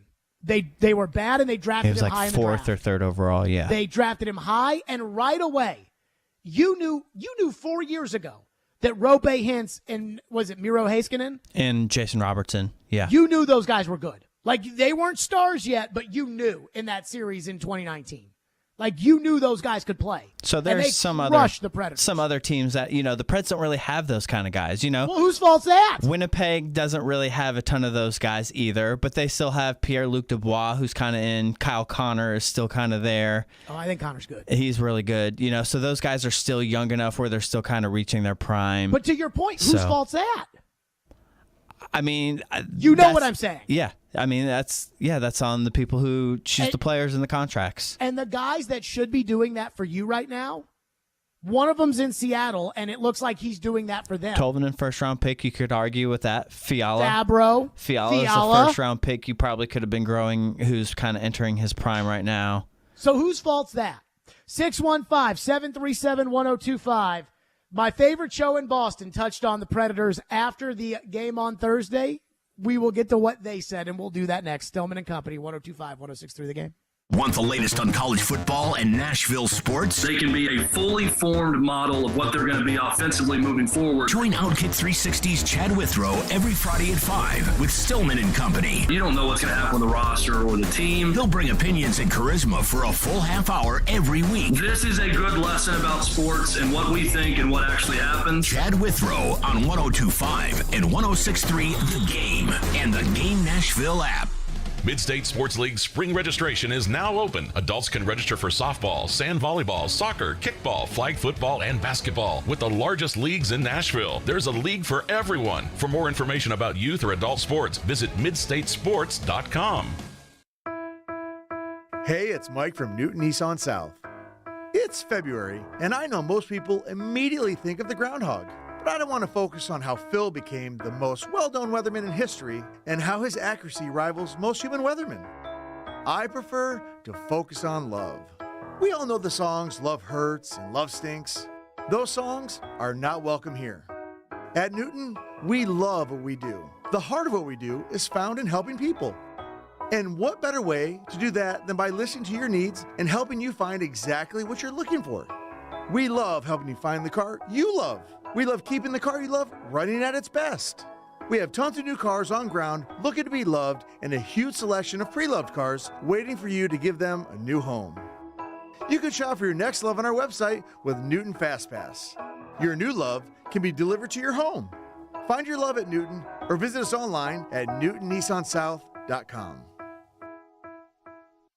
Al Gill here from my friends at Dunkin'. Warm up and feel the love with Dunkin'. Treat yourself and a loved one to a brown butter toffee hot or iced latte, which is superb paired with the bacon avocado tomato sandwich. Be sure to try the all-new stuffed biscuit bites. It's a warm biscuit dough wrapped around a mixture of bacon, scrambled egg, and cheddar cheese. Visit us at our newly remodeled Dunkin' on Briley Parkway in Nashville or the new Dunkin' in Mount Juliet and our other locations throughout Middle Tennessee. Price and participation may vary. Limited time offer. Terms apply. Hey, it's Jared. Are you looking to move? If so, do yourself a favor and reach out to my friends at TriStar Moving. You can be assured your move will be stress-free because they've got new utility vans to help with pack jobs to separate your high-value or fragile items from the bulk of your furniture, and their movers are carefully picked and highly trained. No one in the game is doing this. TriStar Moving is raising the standard in the moving industry. When you're ready to move, give them a call. TriStar Moving, 615-640-1219, or online at nationalmoving.org/radio and tell them Jared Stillman referred you for 10% off. That's TriStar Moving. Stop! Are you about to pay too much for new furniture? Then you need to come by Social Furniture on Charlotte Avenue in Nashville. Their President's Day sale is going on now. You can buy your new furniture today and get it today, but you do not have to pay today. During Social Furniture's President's Day sale, they have special financing for up to 60 months with no money down. Sectional sofas, mattresses, dining sets, bedroom sets, and more are up to 50% off. At Social Furniture, they say yes, yes, yes. Looking for a career with purpose or have that passion for youth development? Boys and Girls Clubs of Middle Tennessee provides a safe place where youth gain the tools to learn, lead, and reach their full potential. And that starts with you, offering competitive pay and free after-school care for employees. Learn more at bgcmt.org. A show that lives and breathes sports. Focus in, focus in, focus in. From the SEC. Credit to the Alabamas, to Georgias, and the Ohio States of the world. To the Preds. They've been in a lot of really tight games, but they're not winning enough of them. To the Titans. He's talking about what this franchise has built over the years. Caroline, Willie, and D-Mace. What is this? Check it out. Weekdays from 11 to 2 on 102.5 and 106.3 The Game and the Game Nashville app. Strong opinions and a strong personality on your drive home. This is Stillman and Company, presented by TriStar Moving on 102.5 and 106.3 The Game and the Game Nashville app. 7 seconds left in this one. You can hear the Bruins fans here in Music City. And as the lead singer said last night at Rippy's, can I get a yee-haw? Jeremy Swayman celebrates his second shutout of the season. The Bruins with a dominating performance over the Nashville Predators tonight, and they win it 5-0. How about that Boston radio call on Thursday night? God, make us sound like bigger rednecks. As they said at Rippy's last night, can I get a yee-haw? So I used to like this old habit that we used to have. Or I shouldn't say habit. This old thing we used to do. Like when the Predators were good. And I know that if you're 4 years old, you don't remember what that was like. But when the Predators were good, we used to listen to other radio in the city that the Predators were playing in and see what they would say, and then we would discuss it. I remember listening to the Pittsburgh station complain about Matt Murray and Marc-Andre Fleury. I know you. That's exactly what I was thinking about. Yeah. I do remember Murray, that. Murray, Fleury. Then there was all the times we listened to TSN in Winnipeg. And, that was fun. Playoff games and playoff runs are fun. Good ones. Yeah. Then there was when they played the Dallas Stars and they don't talk about and then the Dallas bubble. Stars on the Yeah. radio. And then the bubble, and they don't talk about Arizona on the radio there either. So, those were the good days. Now it's the opposite. My favorite show, Felger and Maz, on 98.5, the Sports Hub in Boston, probably the best local show in America. They were reacting to the Bruins' victory on Thursday night. You heard right there the call on 98.5, the Sports Hub in Boston. Can I get a yee-haw? Said the guy at Rippy's last night. Shout out to Rippy's. Felger and Maz minced no words when discussing the state of play with the Nashville Predators. That game last night was a joke, though. Yeah. Joke. I'll say to Maz what I said off air. I very rarely say this about the Bruins. I say it about the Celtics because it does. I mean, look at that Pistons game the other night. But that game last night was worthless. Once they were up 2-0, I'm like, this thing's over. I don't have to watch the rest of this. I mean, that was a complete ass kicking. The Predators blow. I mean, it hurts. Like, it hurts to hear. I miss the days when the Predators used to be good. All I want is to be good again, and not the fake good. Not the barely making it to the playoffs, going 5 games in a playoff series, and people telling me I should be happy with it. I miss the real good. I miss the division championships. I miss the home playoff games where you can't get tickets. I miss those days.